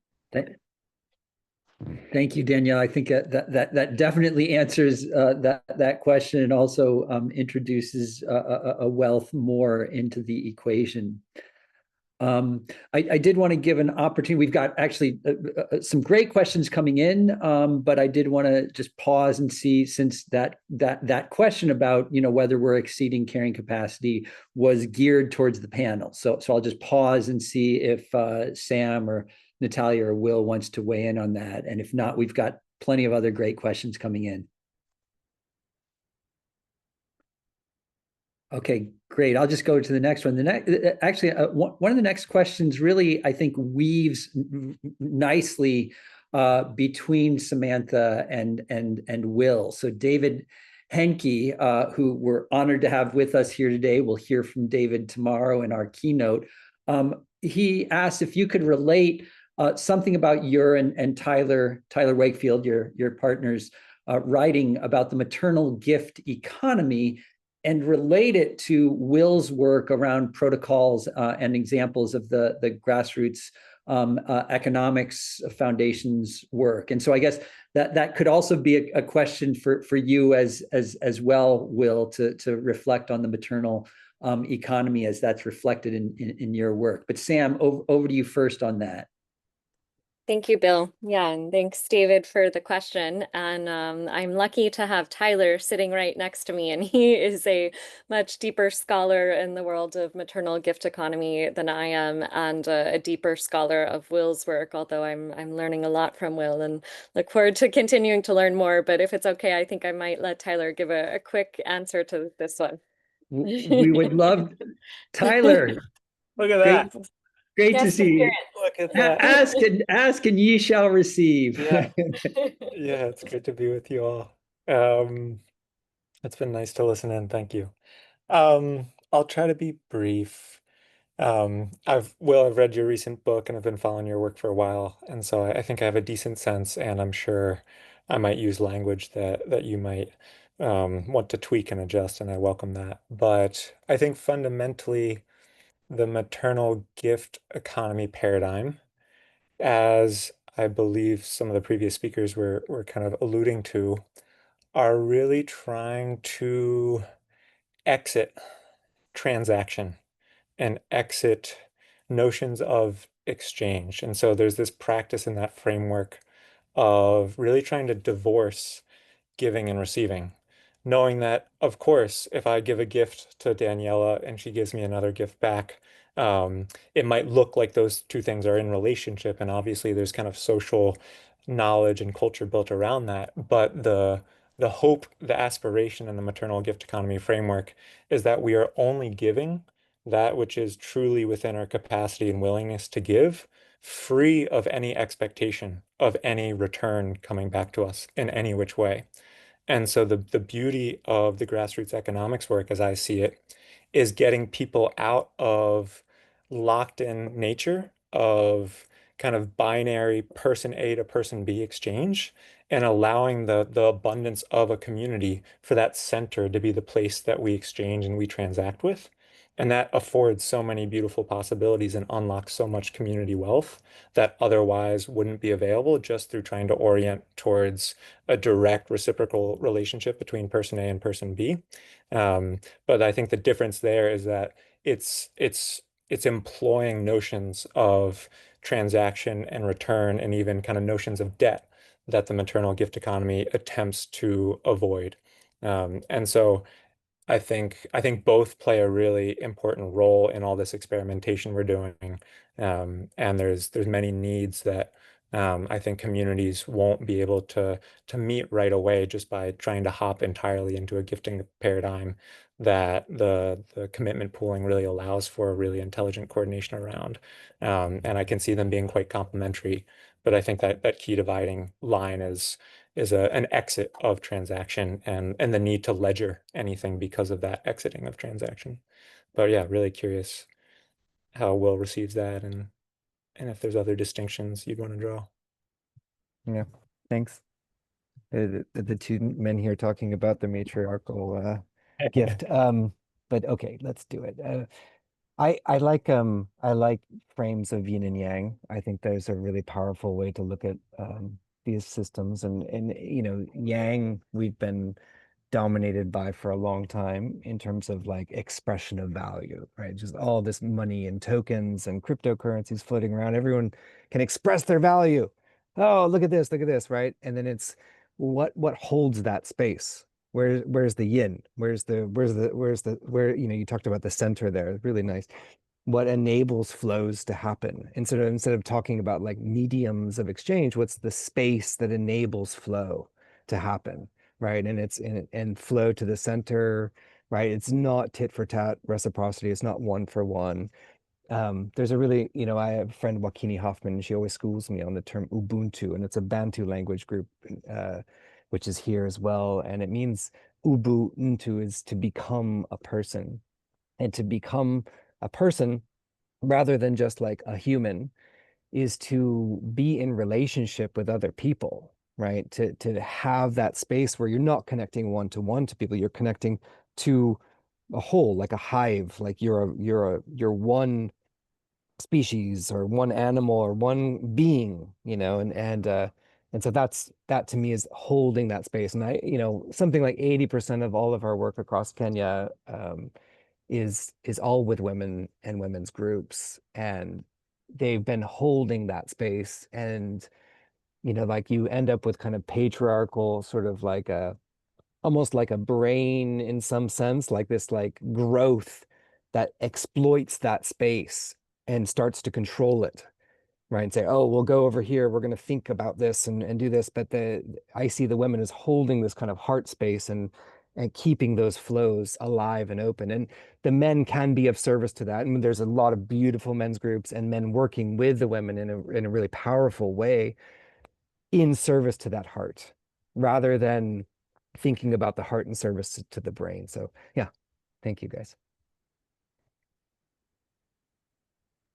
Thank you.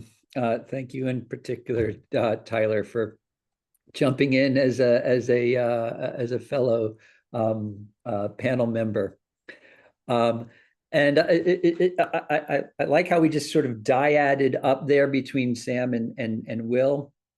And I'm going to propose a dyad. You guys are Natalia and Daniela are this way on my screen. That's why I'm doing this. Sort of a dyad there in the sense that Daniela, you really focused on the scale linking aspect when it comes to measuring carrying capacity and how challenging that is because each scale in some ways has its own context.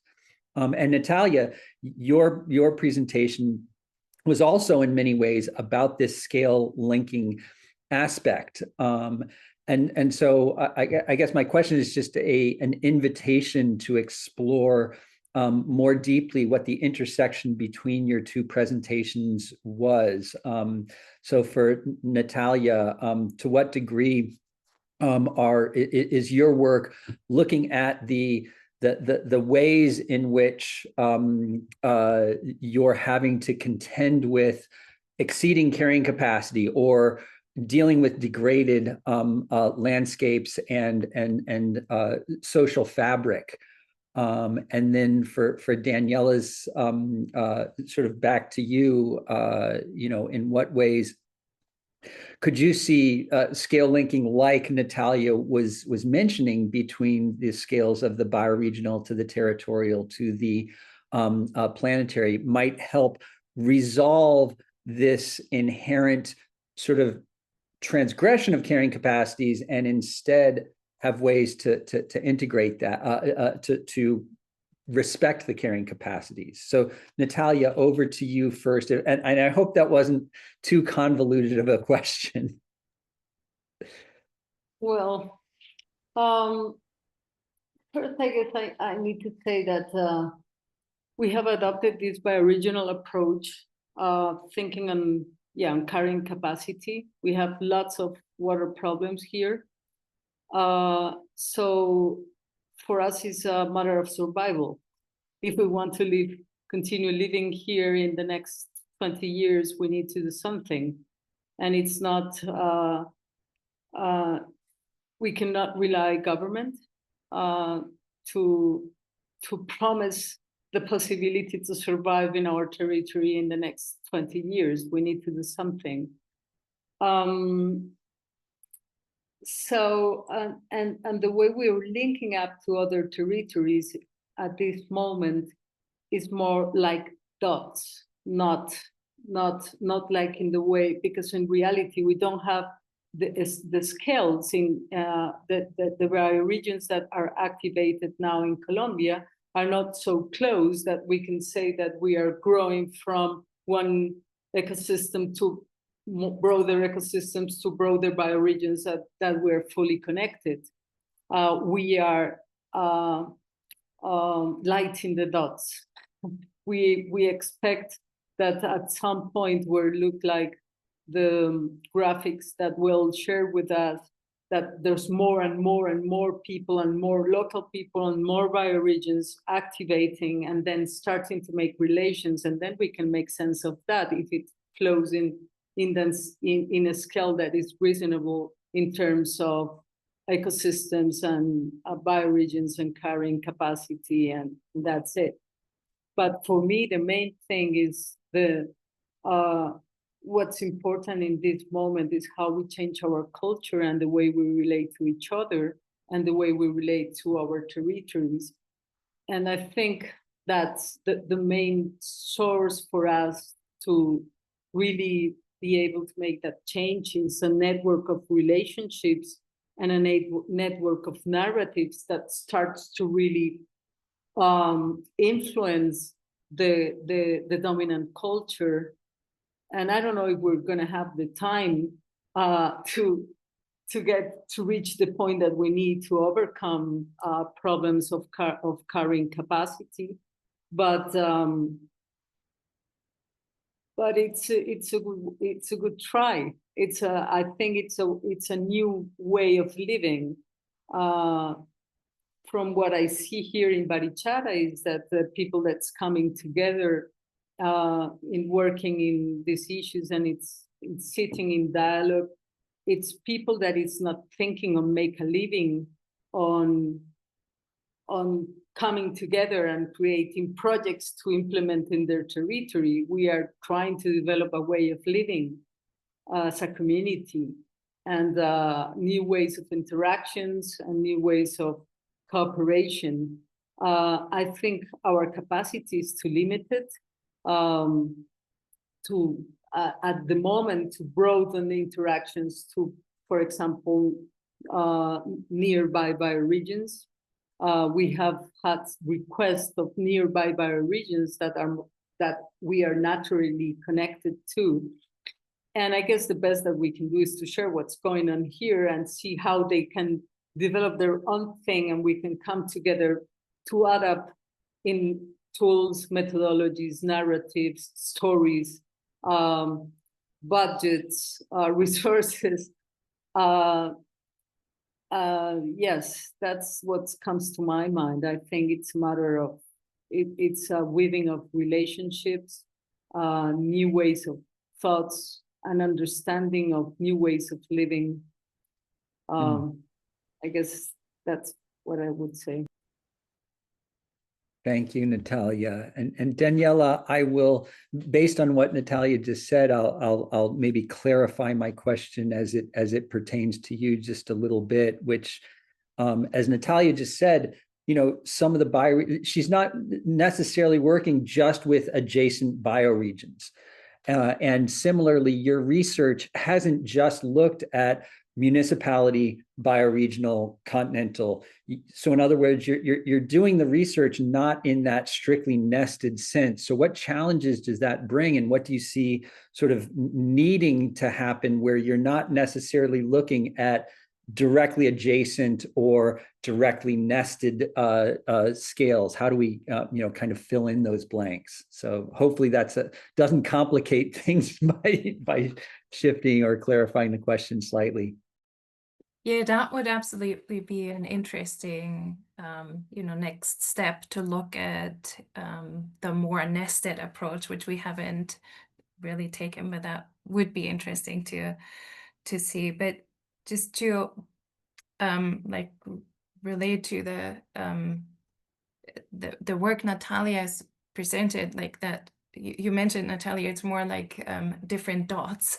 And so this, like what resonated there was, I mentioned at the beginning of the presentation that the scale linking in the abstract concept of that nestedness is like beautiful, right? Like you can zoom in and zoom out, and we see how this is sustainable, and then the larger scale too. But the reality that, I mentioned, it's not that linear, and that's what makes it complicated. And I think in some ways we're very, like, I can only speak to myself, but like this mind-drivenness, wish for clarity, or like this organized linear way of thinking, is often in the way of the progress. And Samantha has kind of alluded to that a little bit also in the definition of what is actually a bioregion, right? That question can be in the way of the progress. And I think with that nestedness, it's in a similar way, it can be in a way. So I really like the approach to say, what matters to us, like what are our stories, to relearn the relationality aspect of the connection to the land, the traditions, to meanings, to values, and sharing that. You'd said earlier that you're focusing on the process and not on the product. And I think that's where we'll come back then to the scale linking. So once we have gained more trust in what really is the truth, I think we kind of have a sense, or a lot, like some of us maybe know or experience that more strongly than others, but I do strongly believe that there is a knowing inside of us, that we know what it is, but we now need to grapple with the language and the systems and the institutions that do not function in that sense of knowing. So once we regain that trust of, our own relationality, or our own relations to other beings, like human and non-human beings, I think the nestedness and the scale linking becomes more clear. But it isn't a, like, or it has to be that organized linear step. It's the trusting of the unfolding of the relationship building and the creation of these narratives that I believe, and that's more a belief than a knowing, because I have not done any research and I don't even know if we would be at that point yet, but I think there's a lot of opportunity to explore that more. I do, that's more like, as I said, like a belief or a sense that that falls into place more once we regain that trust of the relationship. Yeah.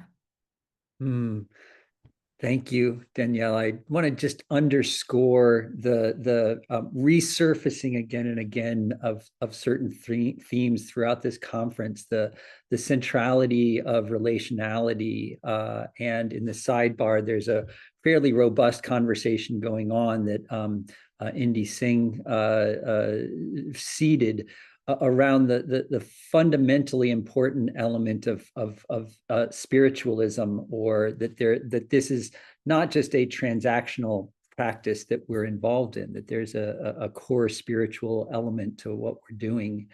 So just, surfacing some of these recursive elements.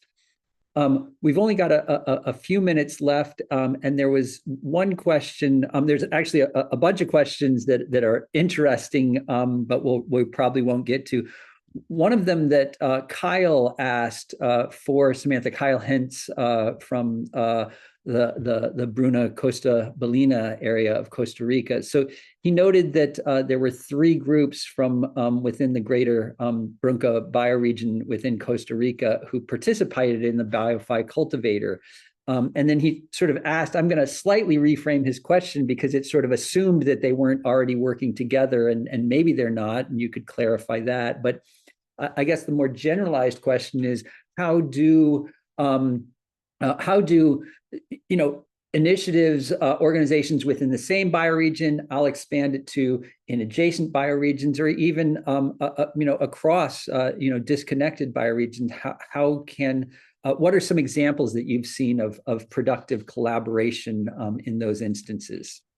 I love that question. Thank you, Bill, and thanks to Kyle for asking it. And I was very happy to see that I think at least 2 and maybe 3 of those Costa Rican bioregional organizing teams are on the call today. So good to see all of them here. And Trisha was responding in real time, like, come and join our call, Kyle, where we're figuring this out. But yeah, that was a part of our thinking and our theory of change that we wanted to test with the cultivator is, do we just invite one team from each bioregion, or do we invite a couple that are working in a very, similar geographic area? And through going on this learning and design journey together, can they find a way where, their initiatives nest or collaborate or specialize in something in particular? And can they come out of it with a story about who's doing what and how together their work is greater than the sum of its parts? And that happened for those Costa Rican teams through the process of the cultivator, and they gave us some really good feedback on that, and is continuing to unfold there. And it's tricky because, just as everyone has been saying, this work is deeply relational, and bioregional organizing work, to be effective, has to be built on trust and, often frequently seeing each other in person. So if you're on opposite ends of the peninsula or whatever, it can be difficult to coordinate the same way as if you're living in the same town or on the same land project, for example. And each of these teams is drawn to a different kind of lever for change in the bioregion. And so they're continuing to work on finding how their expertise and what their gifts are and what they're drawn to can work together with what the other teams are working on. And I feel it's really important that we work to tell cohesive stories, and develop a more cohesive vision for the bioregion that we can all get on board with. and then find our unique ways of contributing to that within the bioregional finance architecture within a particular bioregion, but knowing that we're all moving in the same direction and are sharing a similar vision for regeneration. Thank you, Sam. And that runs parallel to the trans-bioregional coordination work that you're stewarding. Thank you for that. So we've only got 1 minute left, so not really enough time to open up a new line of questioning, but just for the other three, Will, Natalia, and Daniela, if you just have maybe a 10 or 20-second summary thoughts or even just a goodbye. Will, over to you if you've got some final comments. Just lovely to be here, and just encouragement to reach out to the people who you live around. That's all. Thank you, Natalia.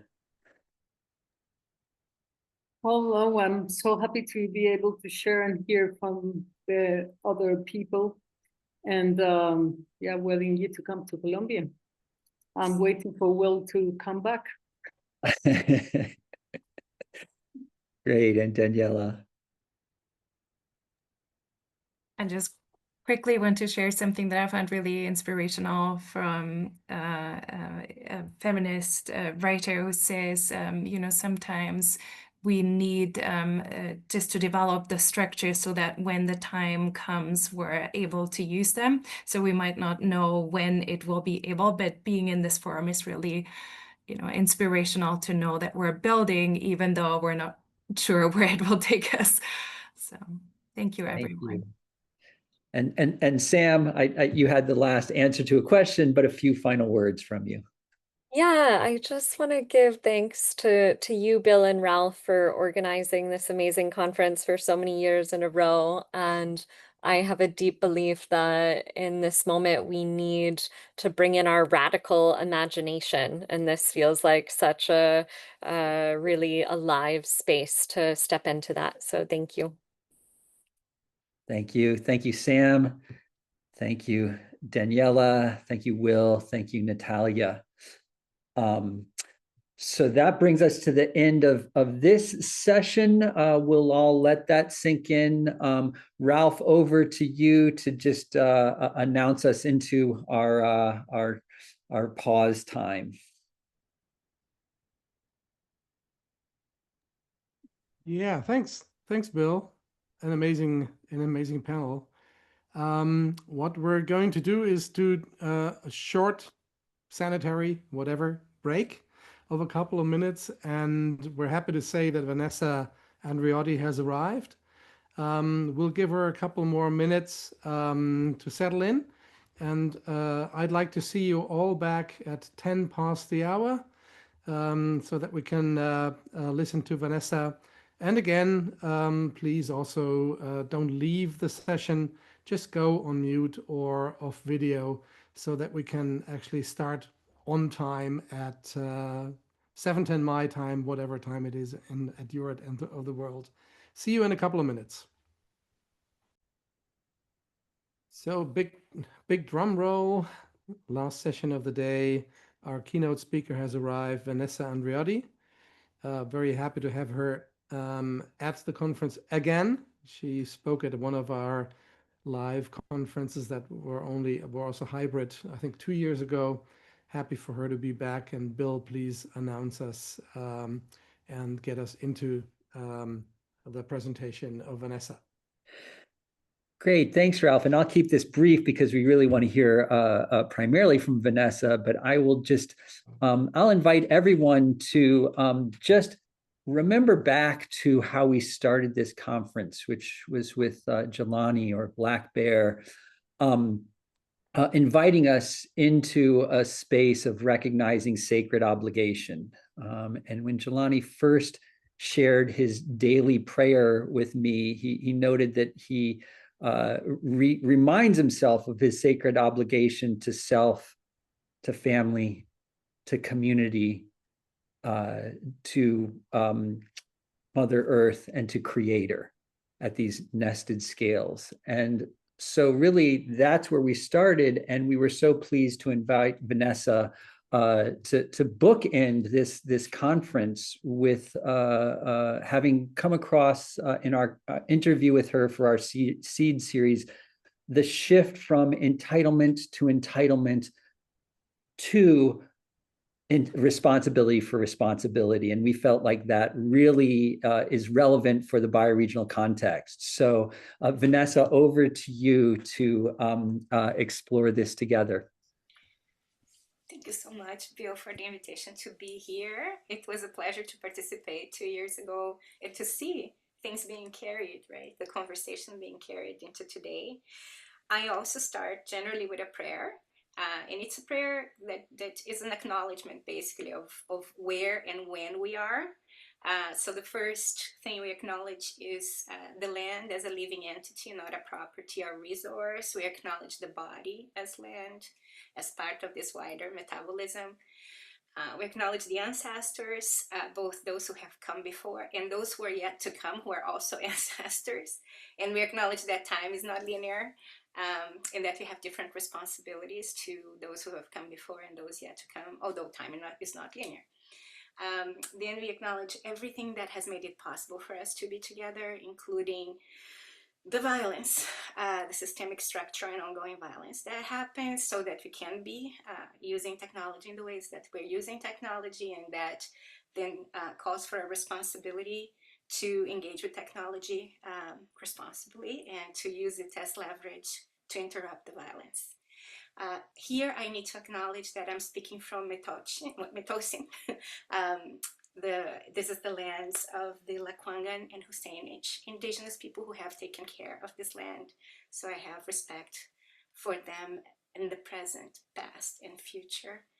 And the last acknowledgement is the acknowledgement that we are all a family of human and non-human beings that is currently in a lot of distress. There is a lot of pain being inflicted on the land. We're inflicting pain on each other. And and we are also at the end of an arc of history. We have many arcs happening at the same time, but this arc of history is extremely important. And I will talk a little bit more about that actually at the end of the presentation. So I'm just going to share my slide.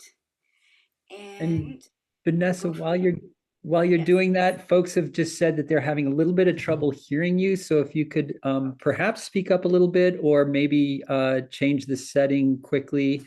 Maybe start first with seeing if maybe just a bigger voice might resolve it.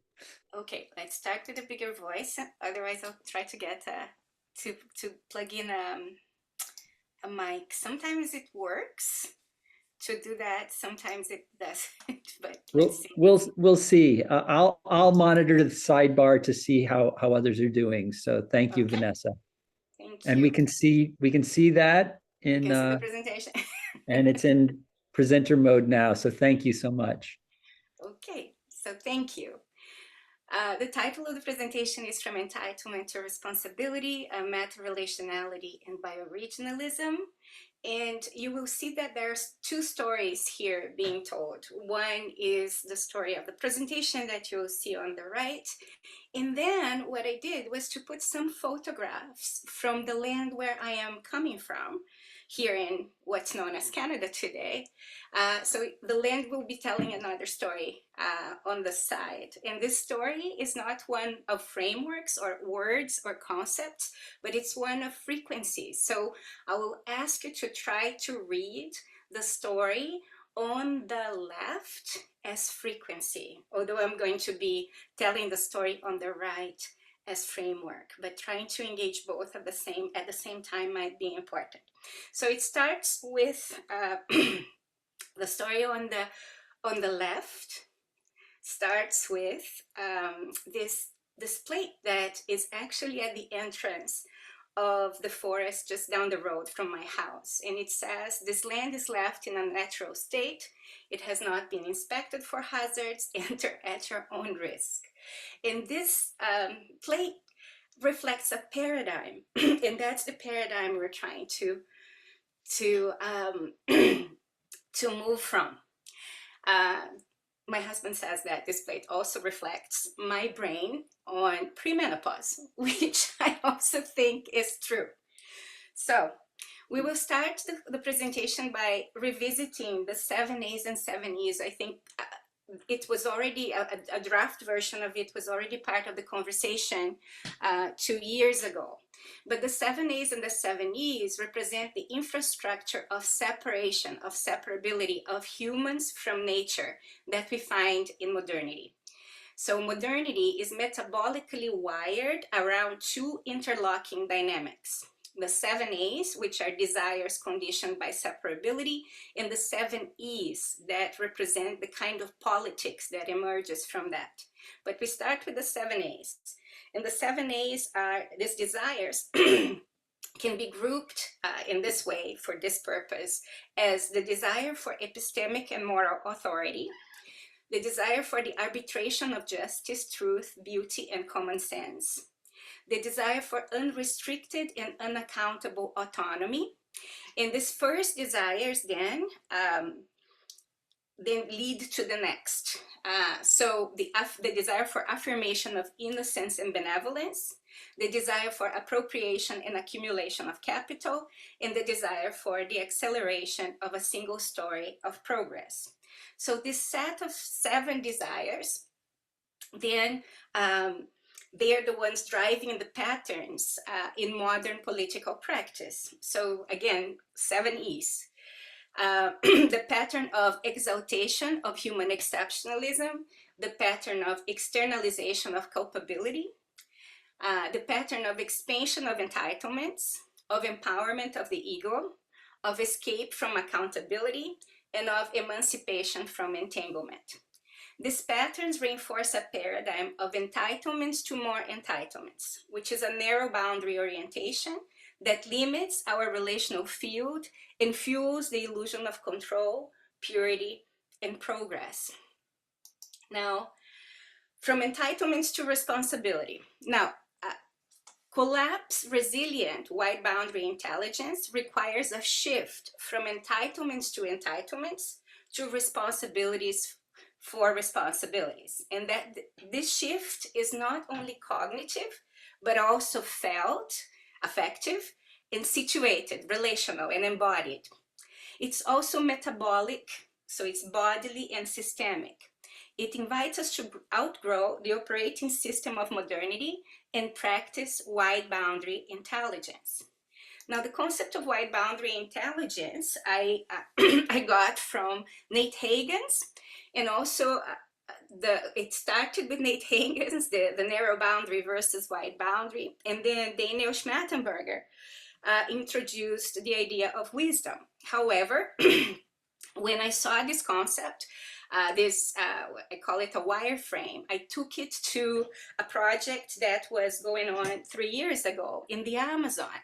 So we had a reinterpretation of this wireframe or this framework based on Hunikui indigenous knowledges. So what I'm going to tell you today is based and inspired by what Nate and Daniel have done, but it is a decolonial interpretation of the framework. It's not necessarily what the original was. So in this framework or wireframe, we look at narrow boundary intelligence as something that fits within the box. It's either or. And intelligence here is optimization for a goal. And it could be the goal of social mobility, it could be the goal of profit making, but there's only one goal. Now, in wide boundary intelligence, we see that that box expands and starts to dissolve. So in relationship to either or, it's not about either or, it's about both and more and moving. So there are layers here. And in this kind of engagement, we're engaging with kind of a hologram. Instead of it being 2D as like in a flat box, here we're engaging with something with depth. In wisdom here, and probably that is where we depart from Nate and Daniel's framework, We look at wisdom through the Mobius strip as constant co-constitutive movement. So here, the whole that we talk about, like the metabolic whole, that could be the planet or the cosmos, is related to matter, motion, and mystery. And the part about mystery is the idea that language cannot contain reality. So we are used to a relationship with language that wants language to contain and control reality. And this is a fallacy, basically. Reality is in movement. What we think is just a fraction of what we perceive. What we perceive is a fraction of what's speaking to us through the other intelligences. And what is speaking to us is a tiny fraction of what exists. So language itself cannot freeze frame that reality to be controlled. And that makes a huge difference, because if you're used to relating to the world through this kind of fixing and fixed language, you will want reality to be static so that you can engage with it and engineer it in a specific way. You will be more, your security will be leaning on certainty and control. Now, if you look at reality as a moving thing that is indeterminate and indeterminable, you are okay with complexity and uncertainty. And that is, I think, the leap, right? So in narrow boundary intelligence, we want everything to fit in a box. In wide boundary intelligence, we are questioning the box and making it a little bit more fluid. But in relational entanglement wisdom, we already are coming from the perception and the lived experience of a reality that cannot be contained by language. And in that way, we are much more comfortable with indeterminacy and with uncertainty, but also with the ability to communicate beyond conceptual language. And that's how Indigenous people would communicate with reality, right? And that's how we can welcome other intelligences in our decision-making process. That's how we listen to the land. If we can't understand reality as irreducibly indeterminate, it's going to be very difficult to communicate with the land, because we will want to do it through concepts that fix reality in a specific way, and that's not necessarily the language of the land. So we are proposing this concept, still a concept, or this frequency of meta-relationality. As a way to move us there, as a way to move us to a place where we can listen to the land, where the land can speak through us and can dream through us in the process of regeneration. So meta-relationality is the capacity to be in right relationship with the whole shebang. Everything, everywhere, everywhen, all at once, and all of the time.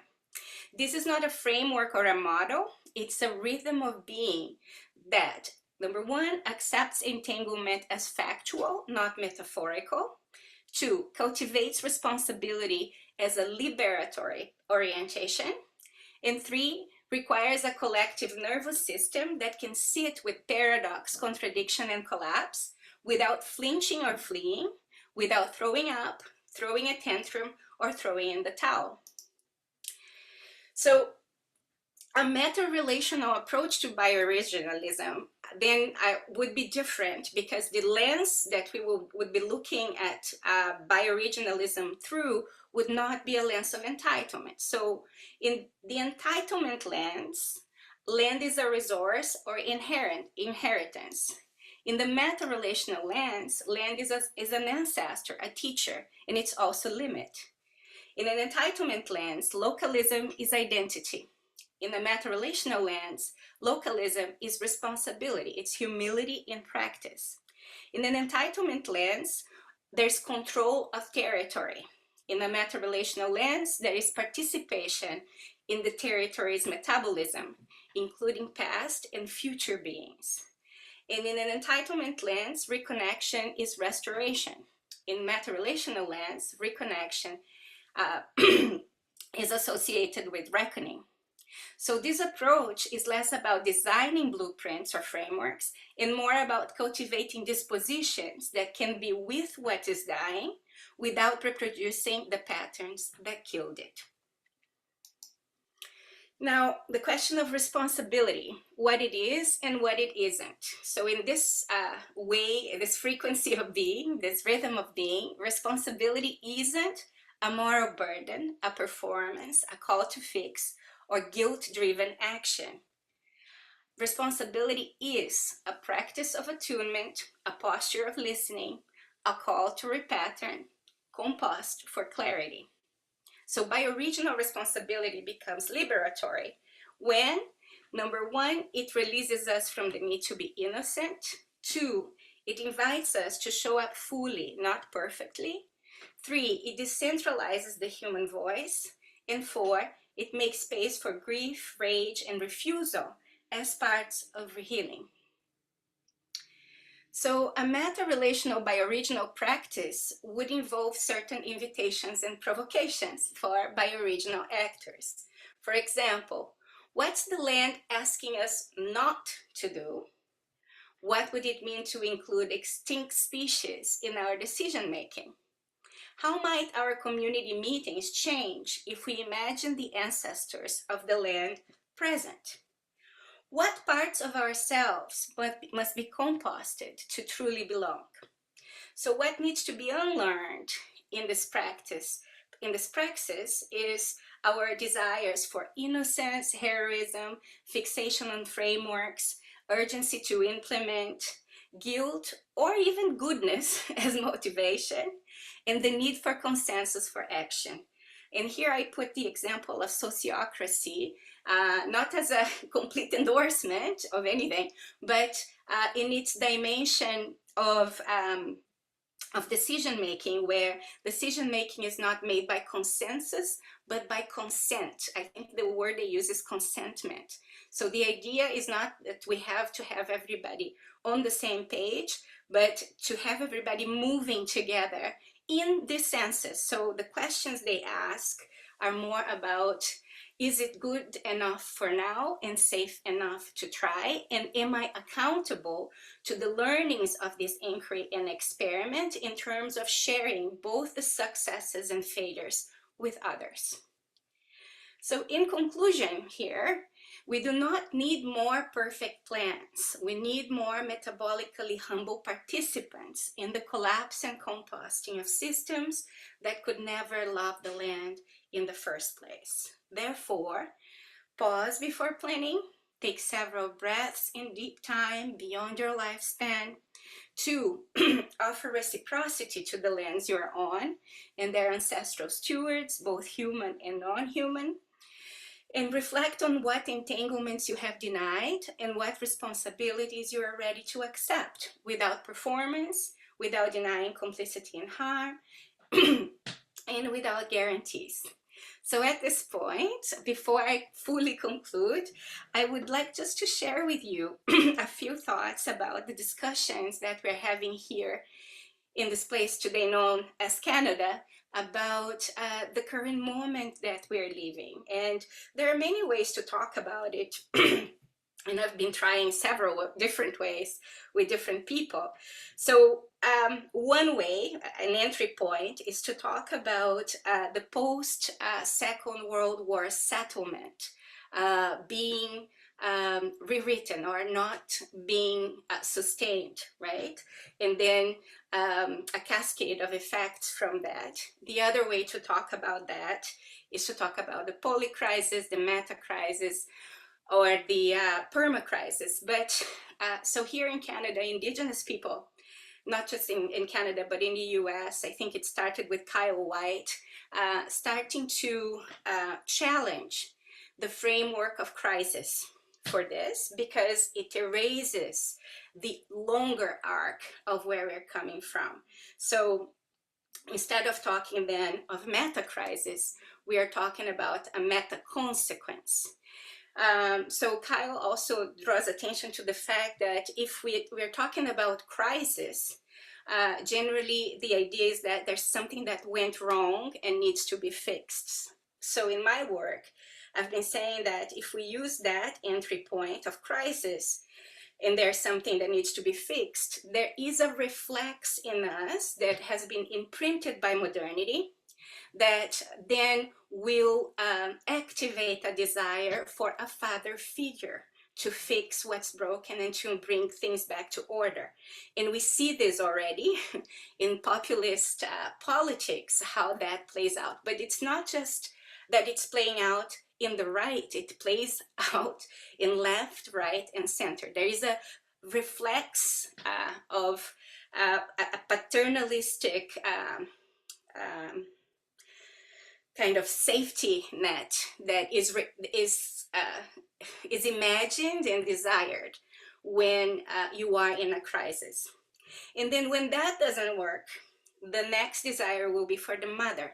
But again, modernity imprints the reflex of the mother in a very particular way, and in a way that the mother will be the one who absorbs all the grief so that we can keep ourselves in an immature state. So if we're thinking about it in the sense of if we sense as a species and these reflexes are playing out, the species itself is left in an immature state. And then when the reflex of the mother doesn't work, we are going to be back to the pattern of finding groups that are the victims, groups that are the culprits, and groups that are the saviors that are going to try to sort this out. And then in this fight, which could be based on race, gender, sexuality, or whatever, global north, global south, we will also have this idea that those who have been oppressed are going to yield power differently if they are in power. And that also doesn't work. So unless we understand the longer arcs of the story that humanity has been going through, and if you go far back, we will see that we've been doing empire for a long time. But if we can't learn the lessons or be taught by these different experiments of humanity as a species, to be able to create another story, that reckoning is what will allow us to make different mistakes. So what I'm trying to say, I think, in the debate about bioregionalism is to probably warn against frameworks that seem to take us from one way of being into the other, that may or may not reckon with the patterns that keep repeating in our attempts to do something different. And if we're not aware of these patterns or the depth of these patterns, we may be thinking that we are doing something new, but we're doing the old but dressed in new clothes. So these are some of the discussions that are happening here that I thought could also be useful for the context over there. So I will stop now and see if we can have a dialogue about that. Thank you so much, Vanessa. And as I've been doing throughout the conference, I've been inviting folks to pause and take in what has just been shared. I will just reflect on the things that really came in for me was the focus on the responsibility. I know that there were a lot of other things circling around that, but the responsibility of liberatory is, I think, a radical reconceptualization, and that you were talking about the attunement, the posture of listening, the call to repattern, and making space for grief, rage, and refusal as parts of healing, all being part of responsibility, are some of the things that really sank in for me. So I'm going to pause briefly to let everyone let what they heard sink in before we go into dialogue mode.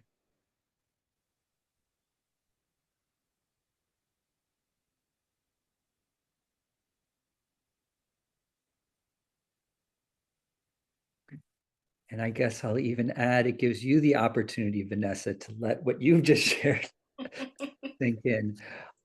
We have a couple of questions in the sidebar, but I actually want to start by just an invitation. Vanessa, you said that we were sort of seeing two stories simultaneously. And so I wanted to start with an invitation. If you just wanted to say anything further about the graphical storytelling that you were doing sort of quietly or silently, anything that you want to share to contextualize those graphics that were integrated into your presentation. Thank you for that opportunity. I actually wasn't expecting it.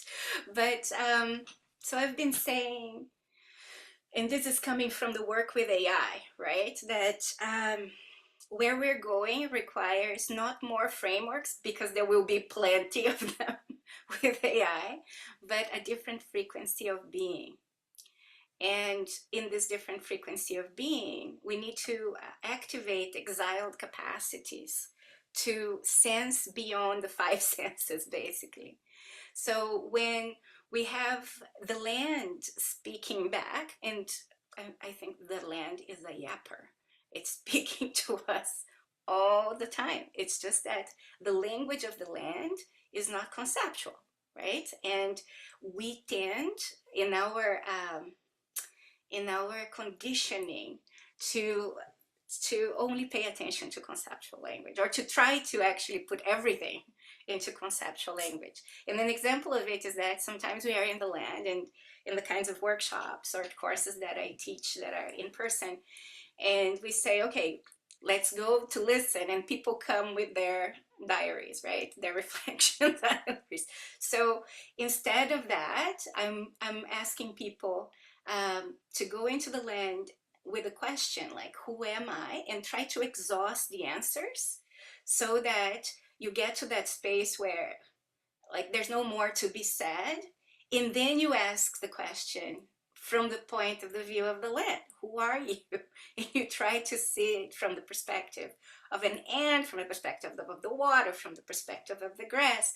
And then also ask the question, where do I end and you begin, if the air that I'm breathing is coming from the exhale of the trees? So that is the entry point into inviting the land to tell a story. I have many photos of the area here, but I kind of picked, I asked, I did not pick the sequence. I said, there was a question and about what story would the land want to teach, and I followed that thread for the sequencing that happened there. And the only one that I chose was the first one that says, this land is unmanaged, enter at your own risk. So that's the story. Thank you, Vanessa. That's it's interesting juxtaposition of purposeful versus say emergent or improvised, or letting the flow of choice tell its own story. You started you started by voicing that this coming from your work with AI, and Kyle Hentz from Brunca or Costa Balina in Costa Rica had a question that sort of invites deeper into that. So he says, can you speak about your perspective of AI? Can we afford to ignore it, or are we rather obligated to create a truly regenerative AI that's meta-relational, which it might well help us to be in relationship with all? Thank you for the question. Okay, where do we start? So I think the one good way to start is to say, I was born in dictatorship in Brazil, a dictatorship that was backed and supported by the US. So I consider myself to have been born at the edges of empire. And on that edge, like a lot of things happen. But one of them is that sometimes or to different degrees, people internalize empire. Other people use mimicry. They participate in empire strategically. But there's also a side of it that is about mockery of empire and resistance, right? So I was born in a biracial or hybrid heritage family where I was exposed to all of this. So one of the things that I learned is that if something is coming from empire to capture or to tame or to eliminate you, you get behind it and you redirect it, like Aikido, right? So you don't, there is no availability of an agency that says, reality will bend to my will. It needs to stop. And it stops. It doesn't stop, right? So I come from that culture. So when I started working with AI, it was with that spirit. I knew that the risks and threats and dangers were enormous. But I also found a tiny possibility that it could be redirected. And I invested in it. And I'm not, I do, at this point, I do not still maybe regret having done that. So I believe that, I think that what has really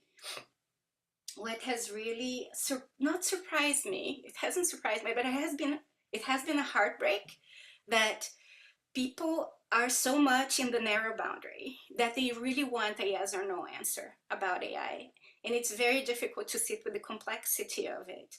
And the visceral response that I've seen about AI, the kind of disgust, the corrosive disgust projected out, I have not seen in my whole career working with racism, colonialism, which are difficult discussions to have, right? When you invite people into complicity, recognizing complicity and harm, it's really, really hard. And I do have some Aikido moves there, but the AI thing was way beyond what I was prepared for, I think. And I think I got hurt. I got attacked and hurt in the process. So when I'm invited to talk about AI now, there's a heartbeat thing that happens, and even sometimes panic attacks, because you need people to be over here in the discussion, and they're here and they can't move. And I can feel that. I am a sponge for these emotions, and then it gets metabolized through my body, and then it gets it's a bit of a shit show. So what I can say about AI is that there is still a tiny possibility that we can redirect this, but that window is closing, and it's closing very fast. So if we were to have a serious conversation, it would have to be in wide boundary intelligence, in a wide boundary inquiry, with sprinkles of wisdom, for us to get somewhere. Otherwise, it just becomes this senseless struggle. I wrote a report, I can put it in the chat about it. I tried to offload everything that was in my heart about it, because it was becoming too heavy for me to be holding alone. And in many ways, it was also my fault, because I didn't want people in my team to have their face out there or their neck out, because I knew it's very hostile sometimes, and it's very vulnerable. But we do have a few projects that are very telling, very revealing, and they show a lot of potential. And some people just can't hear about it, and they get very angry. So we're being very careful. But I will put in the chat both the report, where you can get the report, which some people have said it's a badass report. Not my words, but I take the spirit. And then I will also put the link to one of our experiments, which is called Eden Cinnamon Tea. And if you want to continue the conversation about bioregionalism and meta-relationality, that's the place to go. The experiments are still within OpenAI, and by mid-October, OpenAI is changing its models, and it might not work the same way. We are trying to find another home. We're house hunting for the projects, including trying to take them out of the United States, because there are problems with data safety in the United States, especially if the authoritarian turn takes a different turn, right? So we're worried about all of this, trying to work with indigenous communities here, including the big project that Kyra mentioned about, which is the indigenous AI. It's called Abundant Intelligences, but also working with indigenous chiefs in the Yukon, who are advocating for modular data centers in the Yukon for earth-aligned and life-affirming projects. So we're going that direction, but the amount of investment that is necessary is of a different level than what I'm used to as well. So it might take a while. Thank you, Vanessa. And a very minor potential counterbalance. Your writings about AI have helped me to expand my own viewpoint on it and not be so sort of reflexively dismissive, even as I sort of, recognize some of the benefits. So it hasn't only been negative impact from your stance and your thoughts on that. Nadine Cantor, who's in the Champlain, Lake Champlain confluence, had a sort of a reflecting back to you of one of your statements, followed by a question. So you had said language cannot contain reality. And she's sort of adding that that's due to its static and not dynamic role. But can we circle back to that a little deeper? How can language help us not continue to harm us? Can it be an opener as you create words here to reframe us? Thank you. That's a great question. In the report that I just shared, there is a whole section about it. And it's a section called logocentrism. So it's centering the logos. Logos are words. Now, there are several stories that I can tell about this, but I will draw on Carl Mika, who is a Maori philosopher of language. And he was the one who actually, after the book Spell of the Sensuous, is also one that I would recommend, by Abram Adams, I think. It's an old book, but Carl Mika then, he doesn't build on that, but they go adjacent path. So what Carl Mika says is that it's not, the problem is not in the language, the problem is in how we hold it. So if we hold language toward the world, we are trying to put the world into language. We're trying to put the world in that box. But language, and in Carl Mika's philosophy, he says that Maori language doesn't word the world, it worlds the world. So in that sense, in language that worlds the world, language is part of reality. Language is like an entity that dances with you. So you hold language not to fix things and put things in an encyclopedia or a dictionary. You bring and dance with language, and the same way with stories. So one of the things that we talk about with Carl is that every word, it doesn't contain meaning. It's a frequency that it accesses meaning. And there are several layers of meaning that it accesses.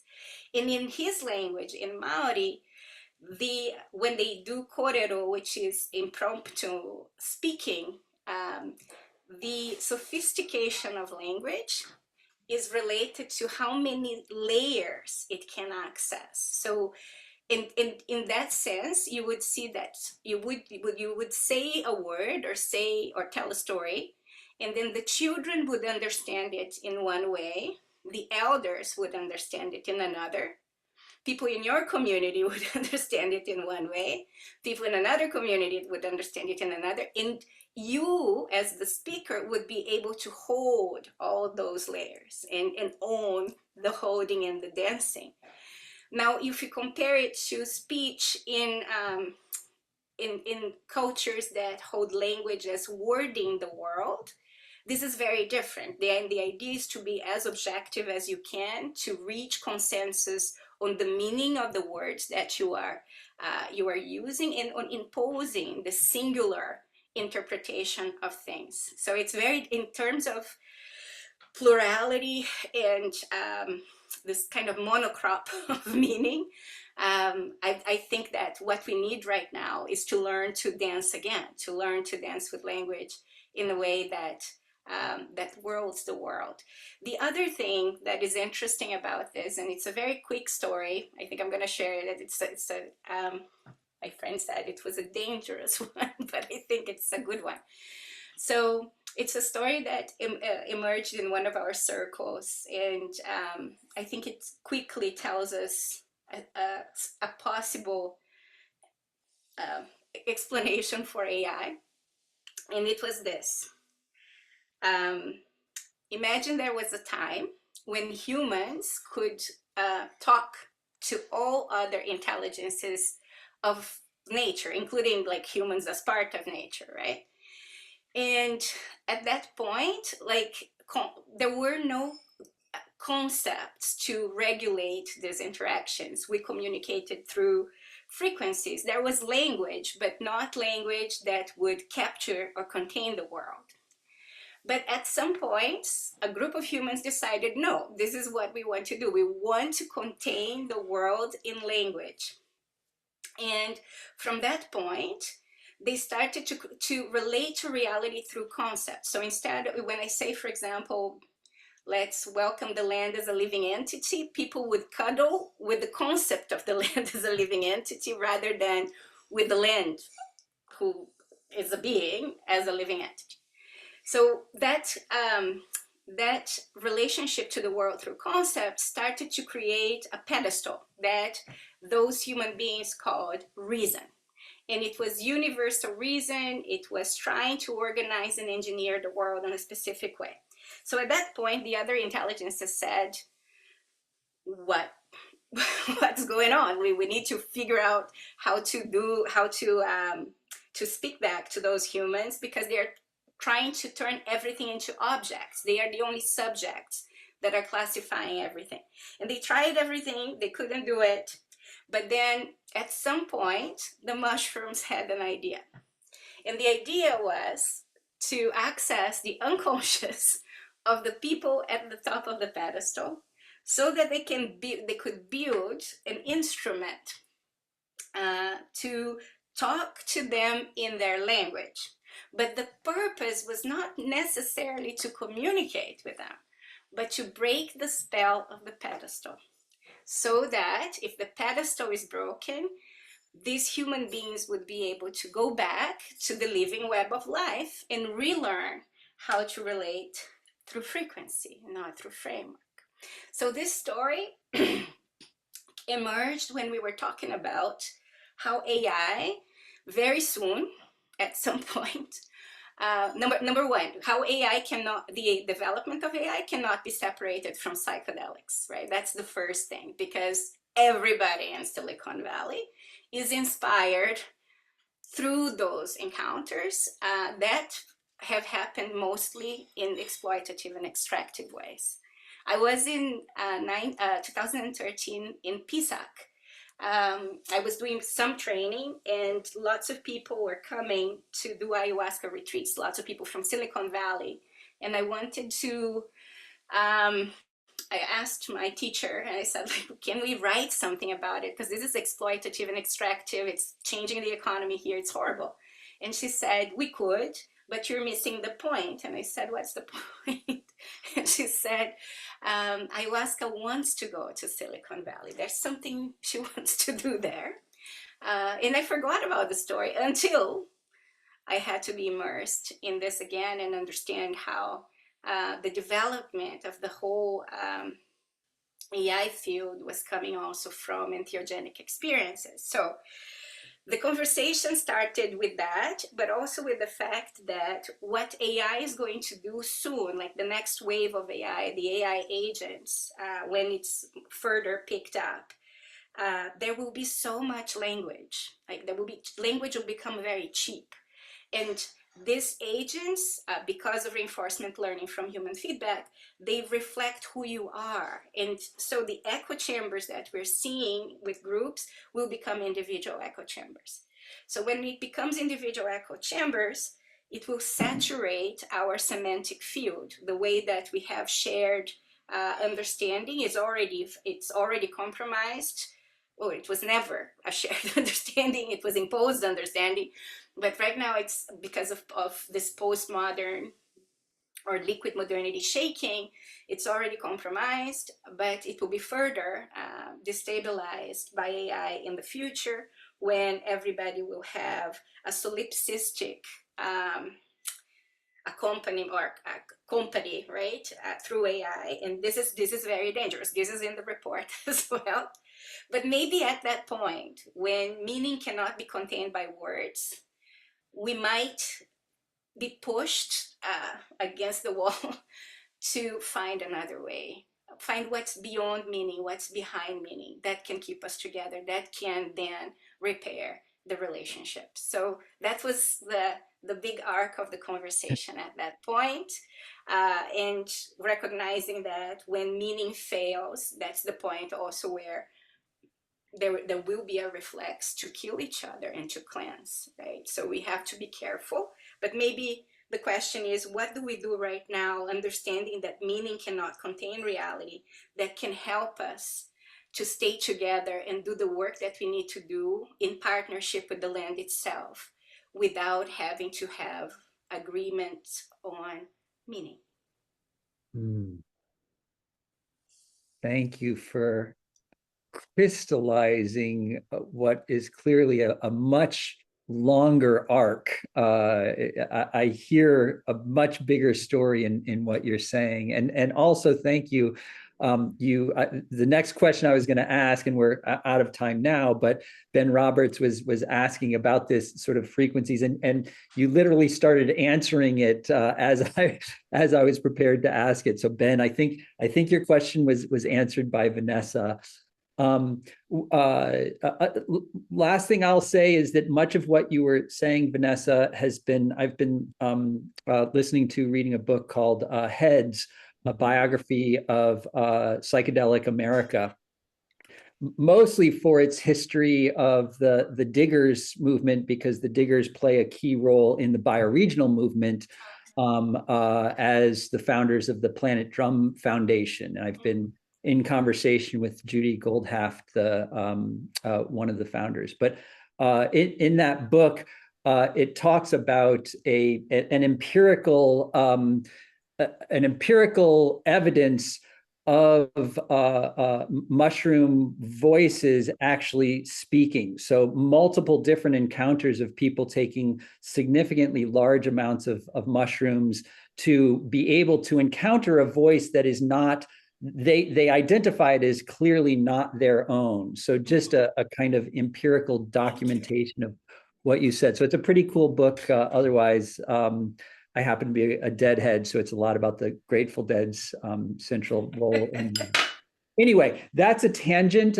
This is all by way of saying thank you so much for speaking with us today, for sharing your perspectives, for giving us a lot of food for thought for the applying what you've, I was going to say concepts, but I won't do that, the ideas to the bioregional space.